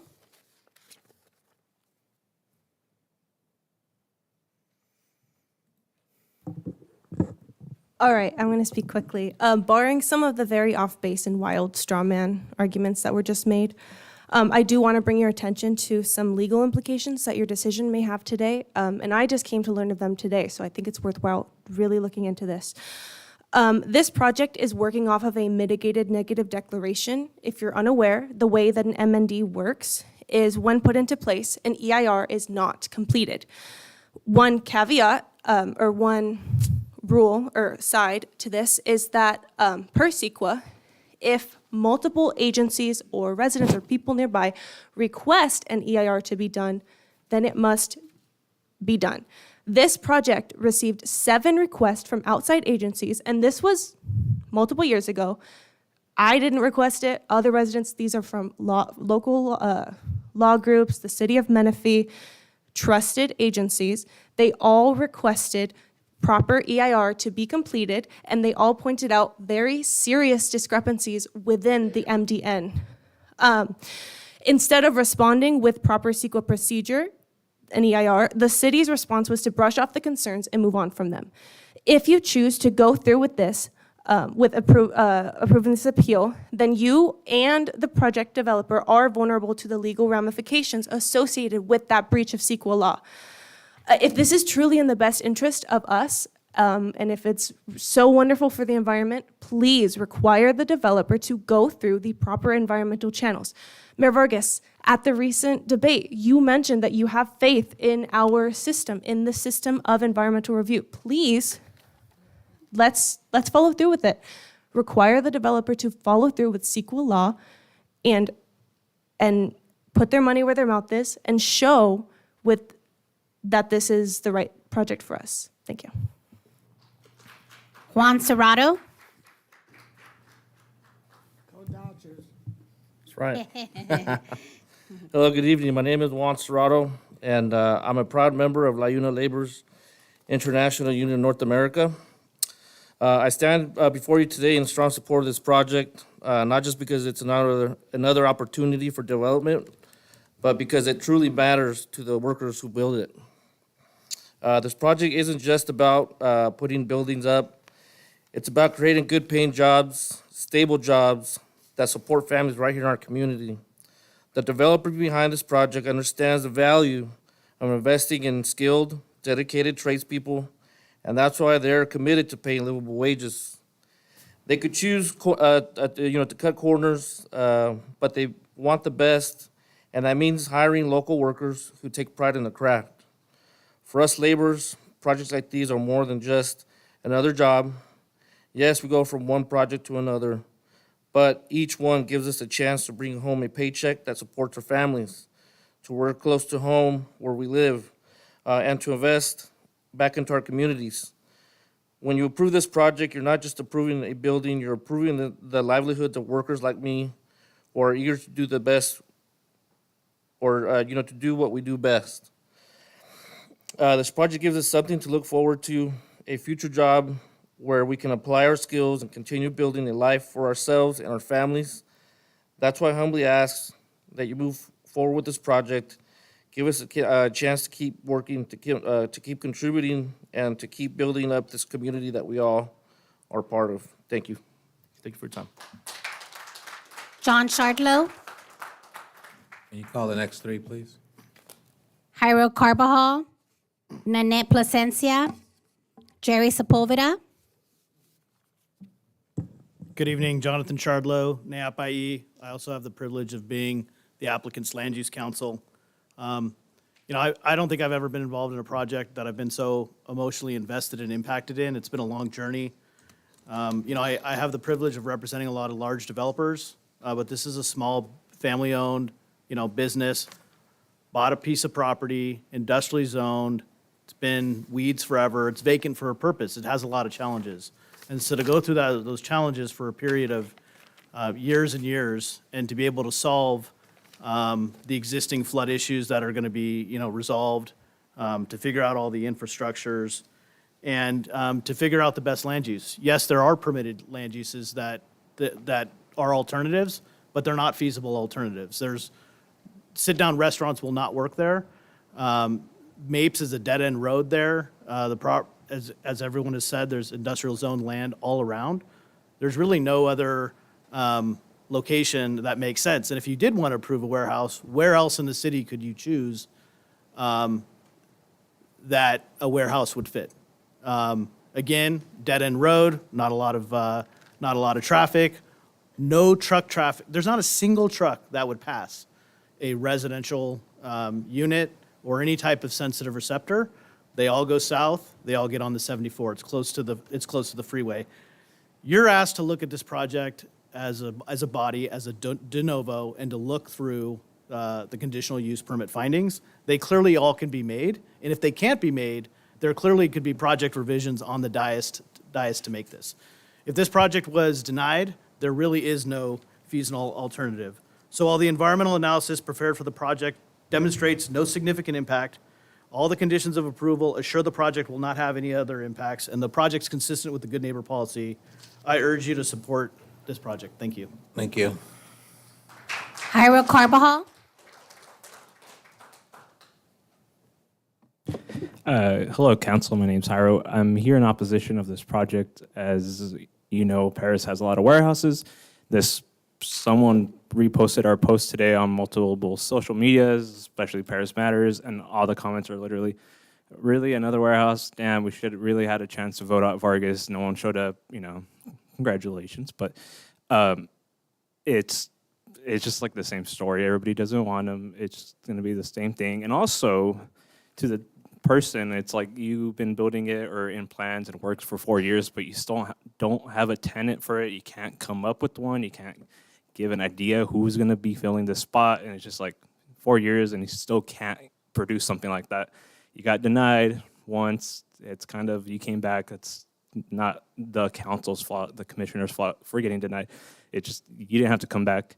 It's just the same story with the developers every time, I assume, but I hope you guys do what's right, new year, maybe soon, but thank you. Nanette Plasencia.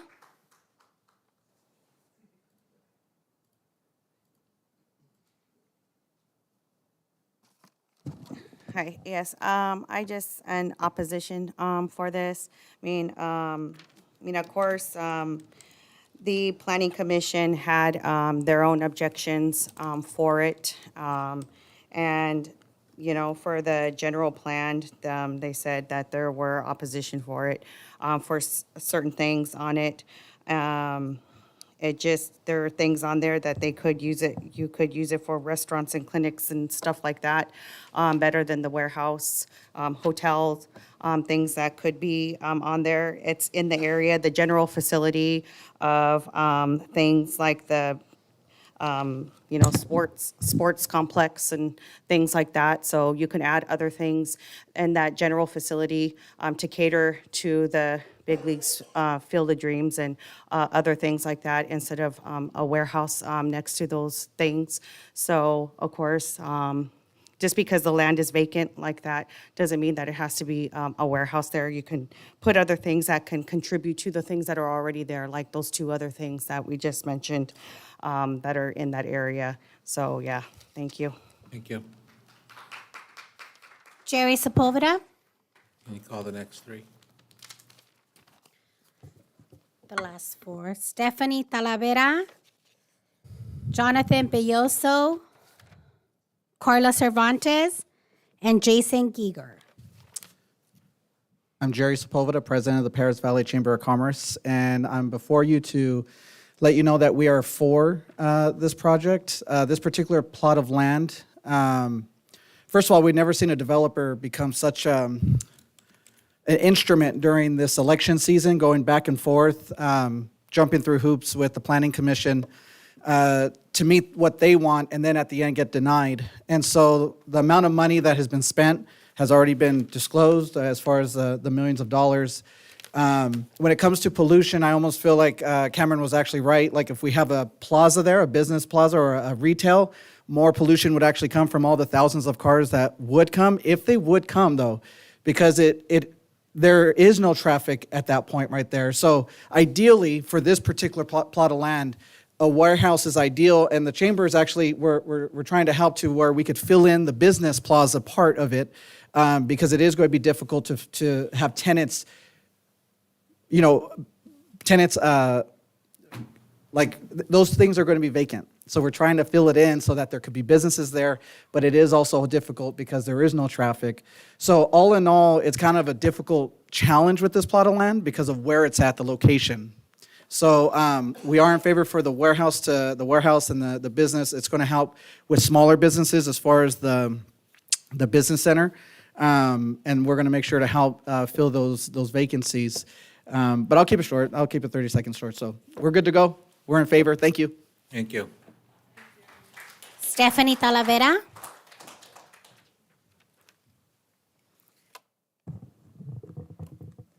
Good evening, Honorable Mayor and members of the City Council.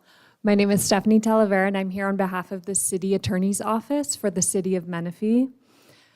Respectfully, a lot has been said this evening about the importance of transparency, public participation during this process, and unfortunately, the City of Menifee did not receive proper notice of this item, and that renders a lot of the approval tonight severely flawed. And so we would ask that you please continue the matter so that we can receive proper notice and the public can meaningfully participate. Thank you. Jonathan Belloso.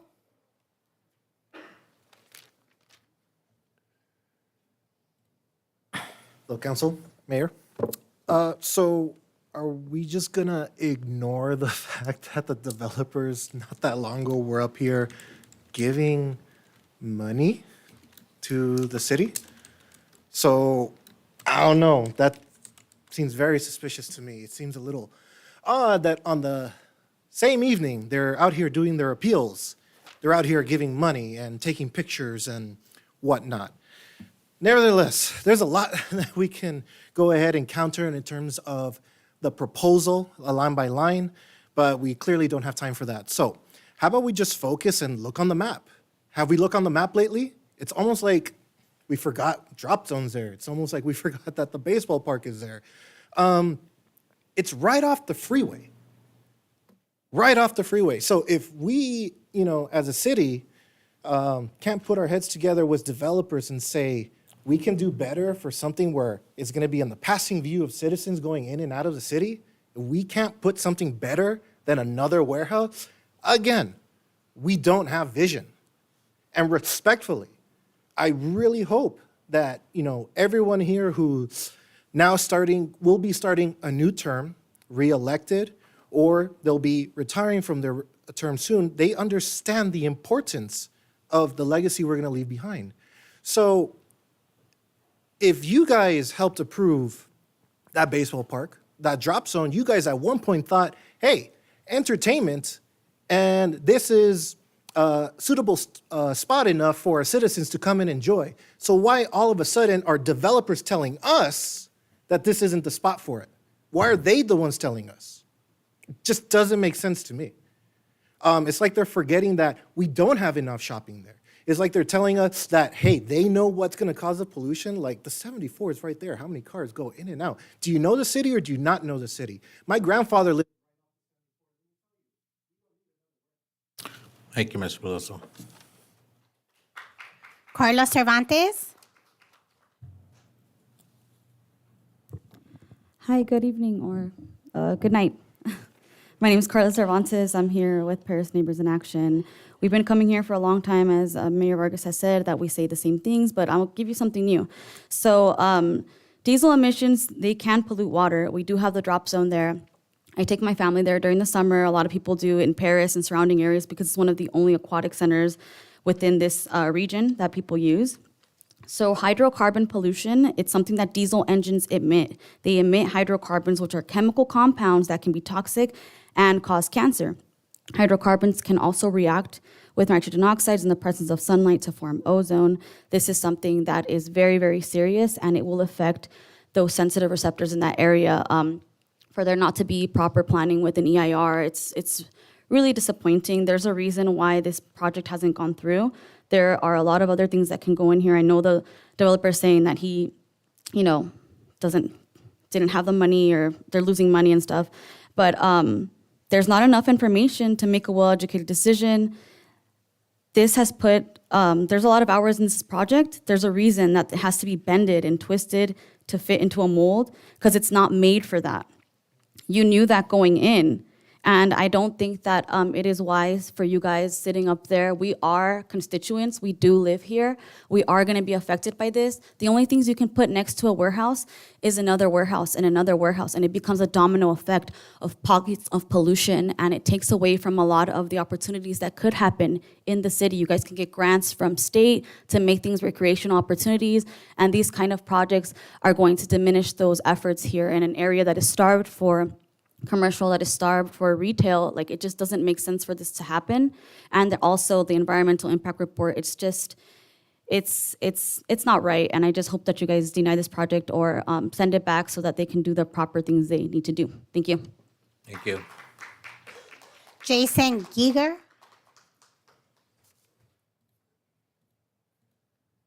Good evening, everybody.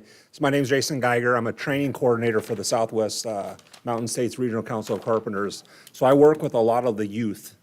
We have over 5,000 members that live here in the IE, and a lot of those live right here in the city of Paris, and a lot of apprentices. These are children or young adults that are coming out of high school looking for an opportunity to have a job, a career with benefits to retire someday. I came out of high school right into the career, and 35 years later, it's been a great one. You know, a lot of people say, oh, these are temporary construction jobs. Well, that's our job. 30 years of stringing together temporary jobs to make a career. And when you get a contractor like this that's willing to hire skilled and trained employees in the trades, that's a big statement. You know, these guys have jumped through hoops. They've checked all the boxes. They've done everything that was asked of them. What more can they do? You know, they're willing to do whatever it takes, and I think it's time that we award that and applaud that and give them the job. You know, this is an area, I play softball right there at Big League Dreams. That's just a dead area. Perfect place for a warehouse, you know, and until we quit ordering stuff on our phones, we need these warehouses to store this stuff so we can sit at home and get these products that we're asking for. So I ask you to approve this project. Thank you. Thank you. That is all. Okay, at this time, I'm going to close the public comment. 10:14. Public hearing, I should say. Council, any further discussion? Councilwoman Ava? Thank you, Mayor. I have a question for the applicant. While you're making your way up, I have raised concerns about temperature control for this proposed warehouse project. What is the status of that now? I'm not sure if I follow. About air conditioning inside the warehouse? I brought it up previously, and I wanted to make sure I confirm what the status of that is. Whatever is needed to be done in order to make sure that it's a comfortable environment, we'll definitely consider it. Okay, thank you for that. And I also understand the frustration with applicants when this isn't something that is asked for in the beginning of consideration of the project. And it is something that I feel at this point of consideration should be mentioned early on, because from what I understand, it's costly, et cetera. And it often catches our developers by surprise. And I know Chair Hammond has also brought that up. Is there any legal repercussions if we continue to approve projects without any type of heating or cooling measurements? And I'm referring that to our attorney. I believe in June of this year, there was a law passed mentioning that there had to be some type of climate control. Are you referencing AB 98? Is that what you're referencing? No. If I may, on behalf of the applicant, the OSHA just passed the California Indoor Heat Rule, and it requires different measures depending on the temperature of the building. So for instance, if a building is 82 degrees or more at any time, then you have to bring in cooling units. And then if it gets any hotter, there's all sorts of additional steps for worker safety, including having mandatory cooling periods and water breaks, obviously paid for. And so the new Cal OSHA standard would apply not just to new projects, but existing projects as well. Right, and so then you're fully aware of that and will be working towards, okay. And again, I would hope that that would be included in conditions of approval moving forward if it hasn't been considered already. just to make it really, really clear to our applicant. And along those lines, I also hear your frustration, and I'm really sorry to hear that. I would hope that in the 4 years, you would have been able to kind of hear the buzz, especially hearing now that our residents are a lot more active in our council meetings. And of course, your frustrations are valid, but I'm speaking among the frustrations of many of our residents here in the city of Paris. We're affecting their safety. It's detrimental to public health and their welfare and so forth. So I think there's frustrations on both sides, and I think each to their own is very respected. And I also wanted to bring up a point that you mentioned that that there's industrial projects surrounding this property. However, if I'm correct, none of them are the size of the industrial project you're proposing. Is that correct? Is it safe to say? Maybe the city can answer that. Can you repeat that question? Are any of the surrounding properties, if they have any industrial component, do they compare, or are they relatively the similar size of the one that's being considered tonight? There is an industrial project in Menifee across the street that's 270,000. Okay. That's the largest one in the vicinity. Okay, and that's the city of Menifee, which we obviously don't have any or much input and say on how they decide to build over there. But at least for me, like comments were being said that there's a domino effect, right? If we consider this type of CUP, then I'm afraid that it's going to lead up to that. So those are all the comments and questions I have for the moment. Thank you so much for entertaining them. May I answer to Of that course, very yes. quickly? The comments were only raised in the past 8 to 10 months. They were never raised prior to that, and maybe they should have been raised prior to that. If we were told on year one that we shouldn't be doing this, then we would have stopped spending dollars and found another alternative. So is it fair to come in at the end of the game, at the end of 4 years, and say we don't like this? Is that really fair? Yeah, I respect that, but you hit it right on the nail, right? We should consider moratorium, and that's something that has been brought up to this dice not only once, but twice. And unfortunately, you've been caught in a political Football. yes, at this time, because, then that's very valid to also be frustrated. But to the remarks of mentioning that you were not aware until 8 to 10 months, I think perhaps if you would have been tuning in a little closely to these council meetings, then you would have heard that there's been a lot more dialogue regarding that. Wouldn't you think that should have been brought up in the ad hoc committees?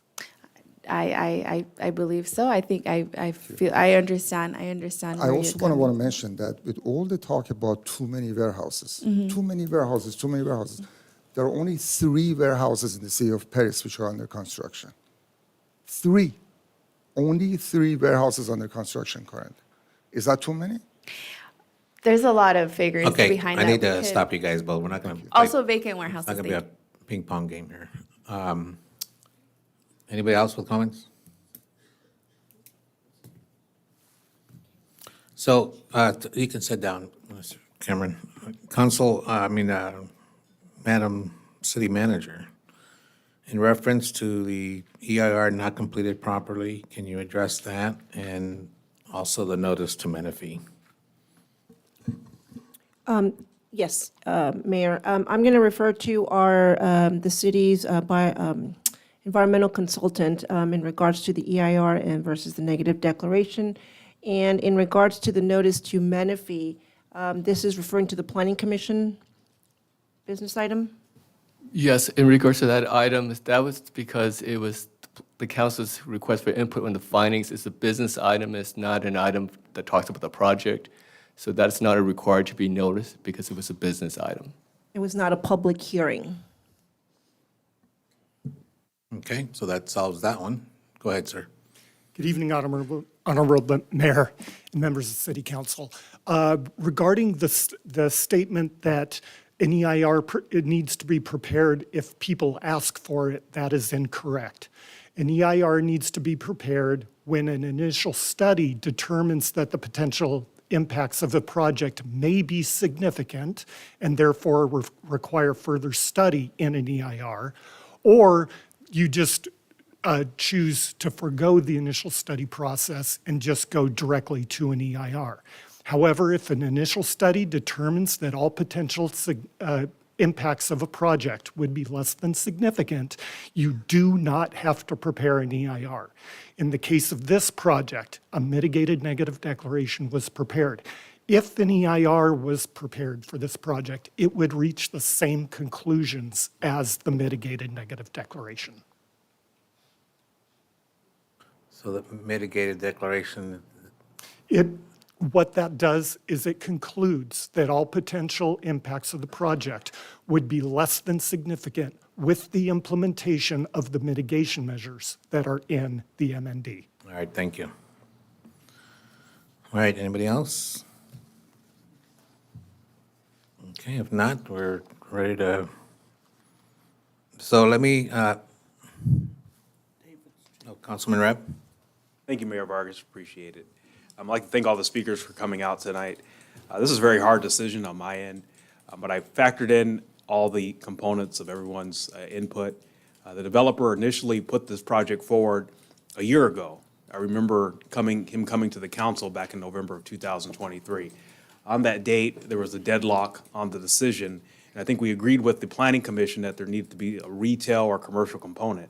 So over the last few months, he came back May of 2023 with that retail component in the front of the building.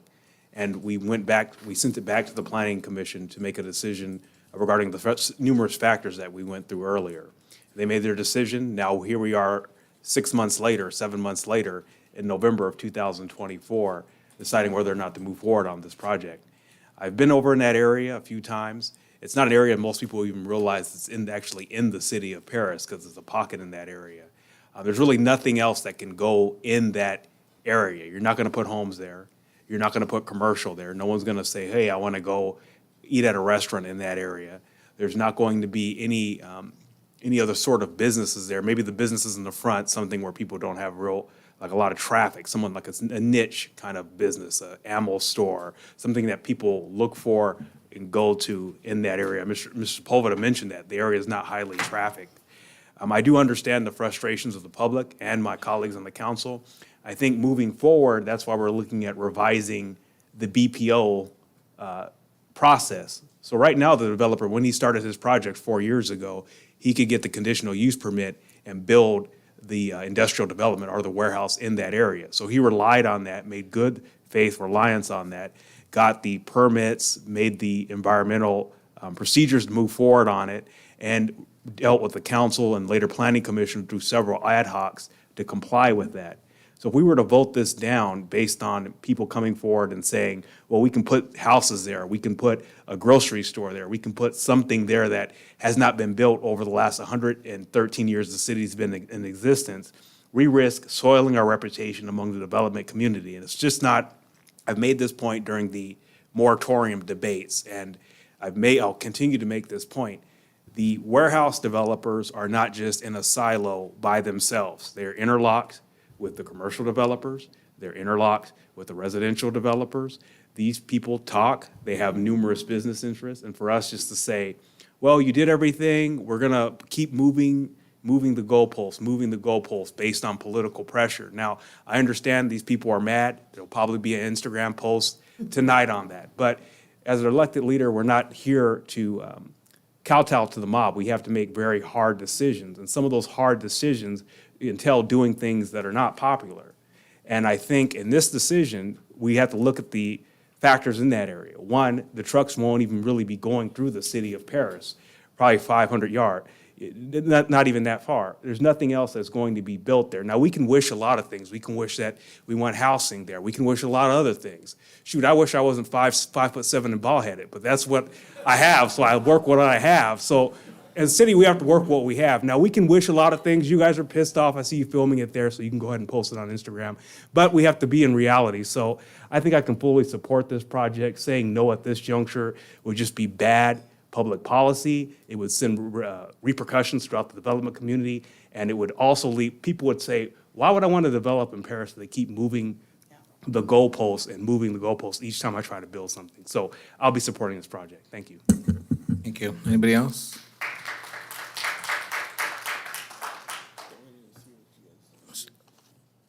You got a comment or no? So, yeah, it is a hard decision. It is a tough decision. It is not a rezone. It is just a CUP.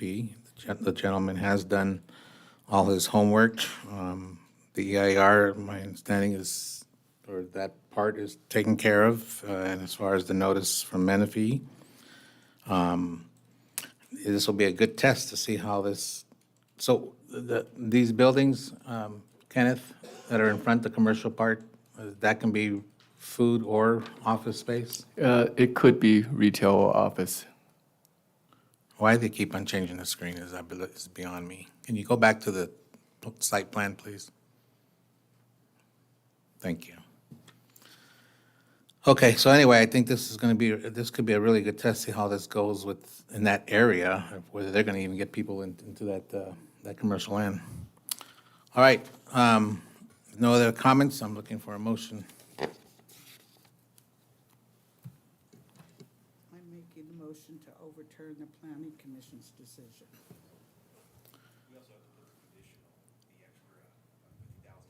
Yeah, let me ask the applicant before you finish. Cameron, can you please come up and answer a quick question? I need to verify that you confirm agreement with the conditions of approval, which also includes the 50,000 donation for what is that for? Basketball court. And all the other conditions that you were already made aware of. Yes, You accept those? I do. Okay, thank you. You may sit down. All right, you want to continue? Do you want me to read this whole thing? Can you guys go to is this the one that we want? If you're supporting it? Can you go back to the last slide, I believe, which shows the motions?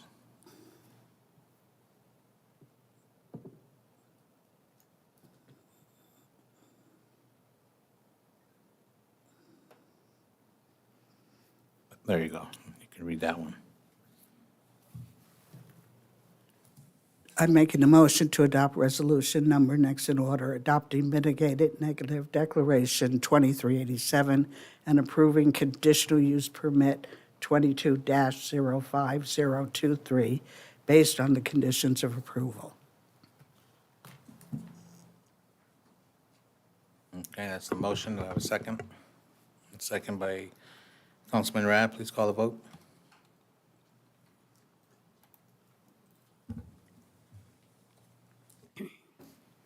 Rab, Rogers, Vargas, yes. Corona, Nava, no. Thank you. All right, council, we are at 10:30. I need consensus if we're going to continue on or continue these two items. Yeah, I would like the motion that we continue these items for a future meeting, maybe in January, I'd second that. for the sake of time. Mr. Mayor, if I may, is that first meeting in January or second meeting in January? I wonder if we could do one first meeting and the other one second meeting, Perhaps in order. the city manager Or- might have comments on which one would make sense. Yeah, either meeting's fine. For clarification, perhaps item J, the first meeting. I'm sorry, what is that? J, put that the first meeting, item I, second meeting. So January 14th? Yes, the first item, let's see here. The first item to be continued would be January 14th, and then the latter would be January 28th. So for clarification, item K, the first meeting. Item 11I would be the first meeting for clarification. 11I is the next item. Yeah, and then, Well, J. I was thinking switch it up because, I mean. well, there's it's- no K, it's Oh, there's no K. Is there IJ. HIJ? Okay, so J, I'm sorry, J, first meeting? Is anyone opposed to that, or? It's, well, if you want to follow do you order, wanna it's just follow the order? 11I. Stay That'd with. be- Okay, we'll stay in the same order. Hold on, guys. You're not the mayors. 11I is the next meeting, so if that's what you want, then you move that to the first meeting in January. Then the next one, 11J, will be the second meeting That's fine. in January. Do we got to be date specific? Can someone give me a dates for those? Yes, so item I would be scheduled for January 14th, 2025, and item J would be January 28th, 2025. January 28th? Correct. Okay. I don't think our rules say motion and vote and all that. Doesn't it just need a consensus, or do we need to do official vote? As a matter of procedure, I would recommend do a motion to continue to those dates for those All right, items. so we have a motion by, who motioned that? Huh? I don't have a choice. You motioned? Yes, I did. Councilman Corona, second by Councilman Rab. Are the applicants okay with those dates? Tough. They're not here? One of them is.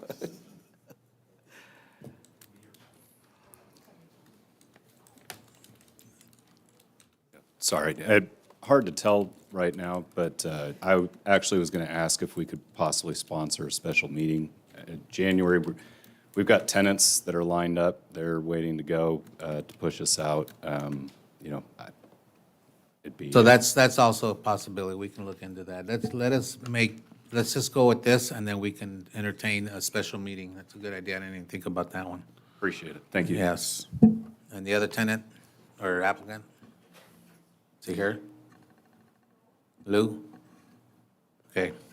If All I right. may, if I may, Mayor, if you want to possibly do a special meeting, you can just continue it off calendar.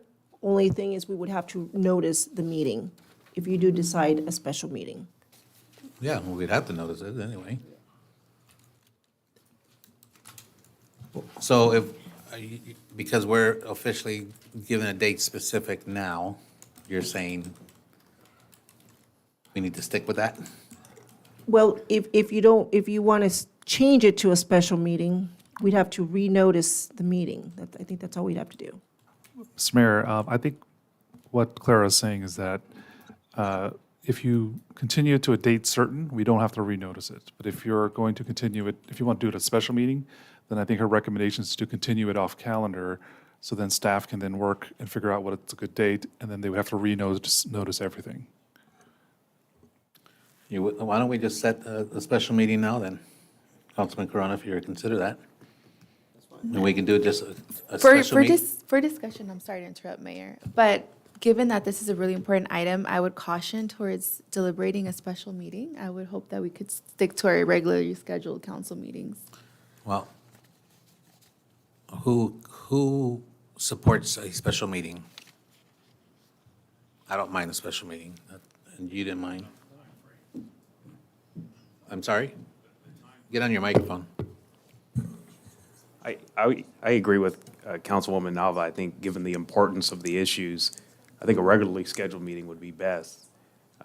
I know we have one in December, and I know, I don't want to get into there will be a lot of celebrations. We'll be honoring Councilwoman Rogers' 25 years. We'll be welcoming on Councilwoman-elect Vallejo. But I think we should stick to a regularly scheduled meeting if possible. All right, okay.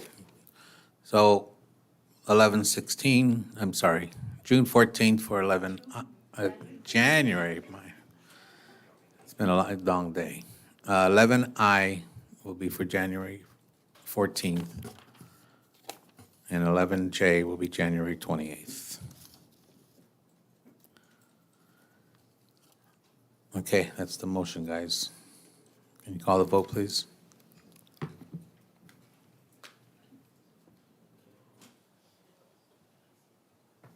5-0, motion approved. Okay, thank you.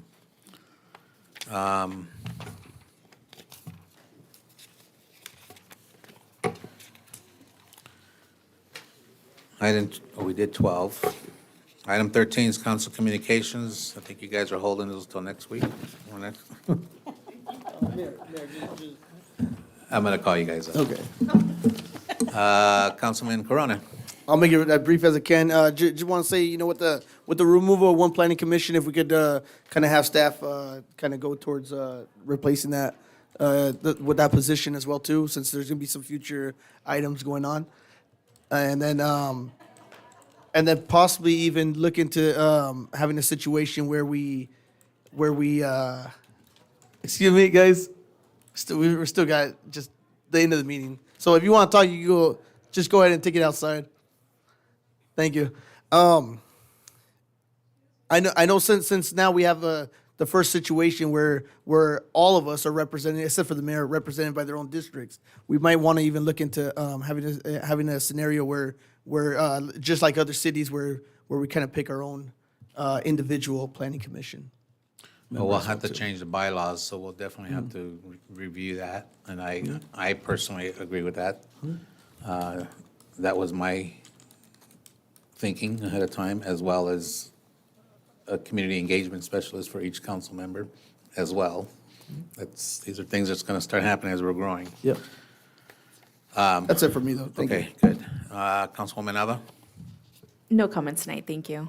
Rab, No comments? Mayor Pro Tem? First and foremost, I want to congratulate Elizabeth Vallejo on her election to the Paris City Council. I did send you an email last Thursday, hopefully you did see it, congratulating you and offering to help with whatever I can with your transition.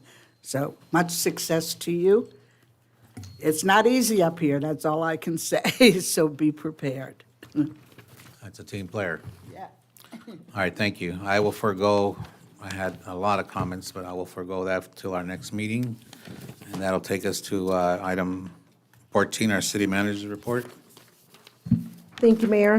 One announcement, the annual City of Paris Christmas tree lighting celebration will take place on Friday, December 6th at the City Hall campus, and the event kicks off at 6 p.m. That concludes my report. Thank you so much. All right, I want to thank everybody for coming out tonight. Thank you all for our speakers, taking the time. I know we don't normally go this long, but every once in a while, we have to go overboard.